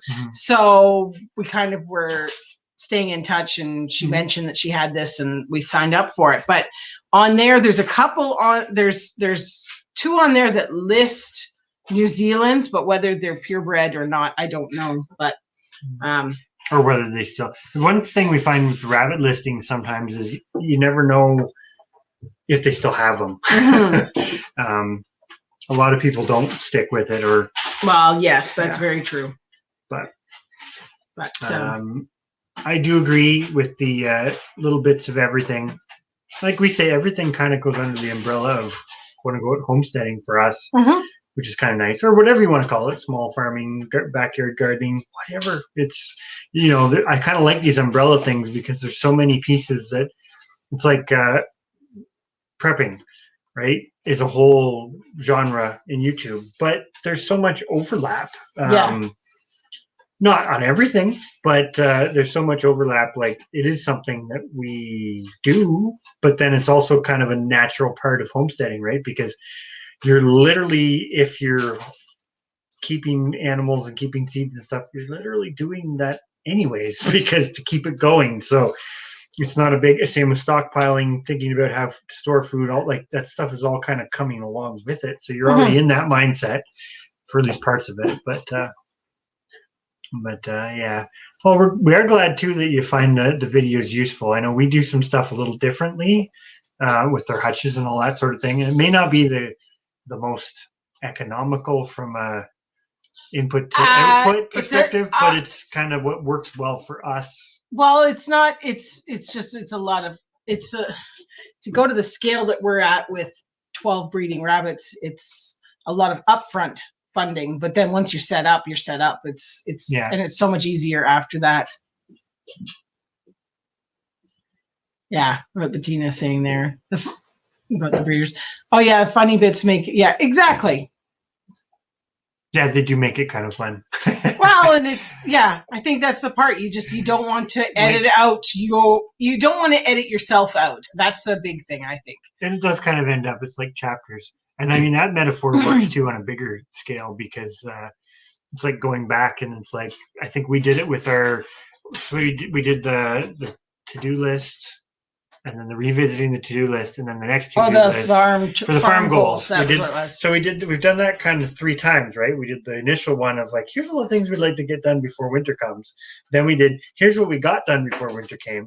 And now we've done another one, what we'd like to do before summer is half over. Which we have done nothing on, really. No, there's no.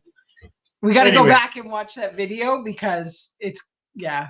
Well, I guess we moved a few things, but we've never tried that game, Miles. We'll have to Agricola. We'll look that up.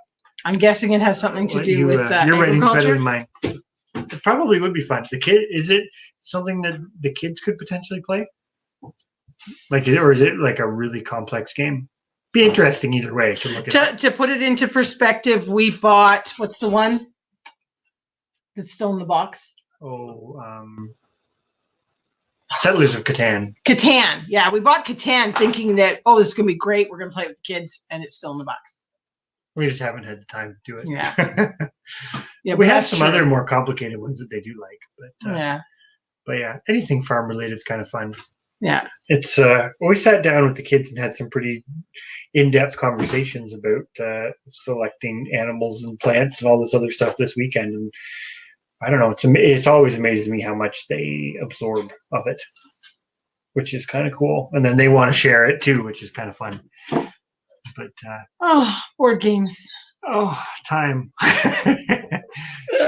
Speaking of that, I know we still got quite a few people in here, possibly a bit complex, more advanced than Catan. Oh boy, more advanced than Catan. I just opened the box to Catan and I saw all the pieces and I went, this is going to take more time to set up than we have. And there's another one, Wildcraft. When the kids were little. Plants and oh, neat. We got. We'll have to look in. We'll write that one down too. Wildcraft, yeah. See, we are all over the place. Where'd you put it? I make the kids play teacher's quiz. I don't know if anybody had that when they were a kid, but we played it when we were kids. And we bought at Value. Was it Value Village? I think we found it. Probably. It was like. It reminded me of being at my grandmother's because it was one of those things where the game was still looked after so well. The little pegs were still where they were supposed to be. And it's like, that's one of those, that someone looked after it. And I'm terrible, but I myself come from that era that things are disposable. You don't necessarily think you're going to keep it for a long time. Well, we do now. Yeah. Well, now we do, but it was one of those Choose things. Wisely like my parents didn't keep any of our board games or anything like that.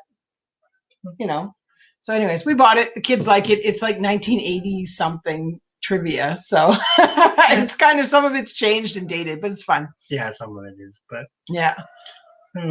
Anyways, I think we're going to do the same. I think it's and we need to go check on our sheep. Yeah, we got to go check on our sheep and then probably go to bed. But it's been awesome having everybody in here. It's always as always. It sounds funny, but it's always excellent conversations.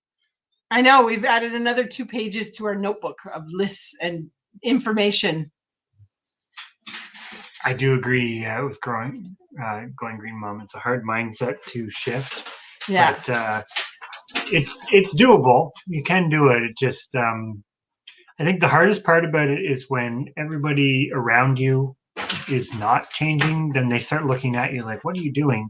Mm-hmm. And this is kind of a funny thought, but it's like lately, given a lot of circumstances that are currently ongoing, I think it makes a lot more sense to people. It's like, oh, now I get why you've been saving seeds. Now I get why you do the canning. Now I get why you keep so many chickens, because stockpile toilet paper. Well, it's the same. It's all the same thing, right? Yeah.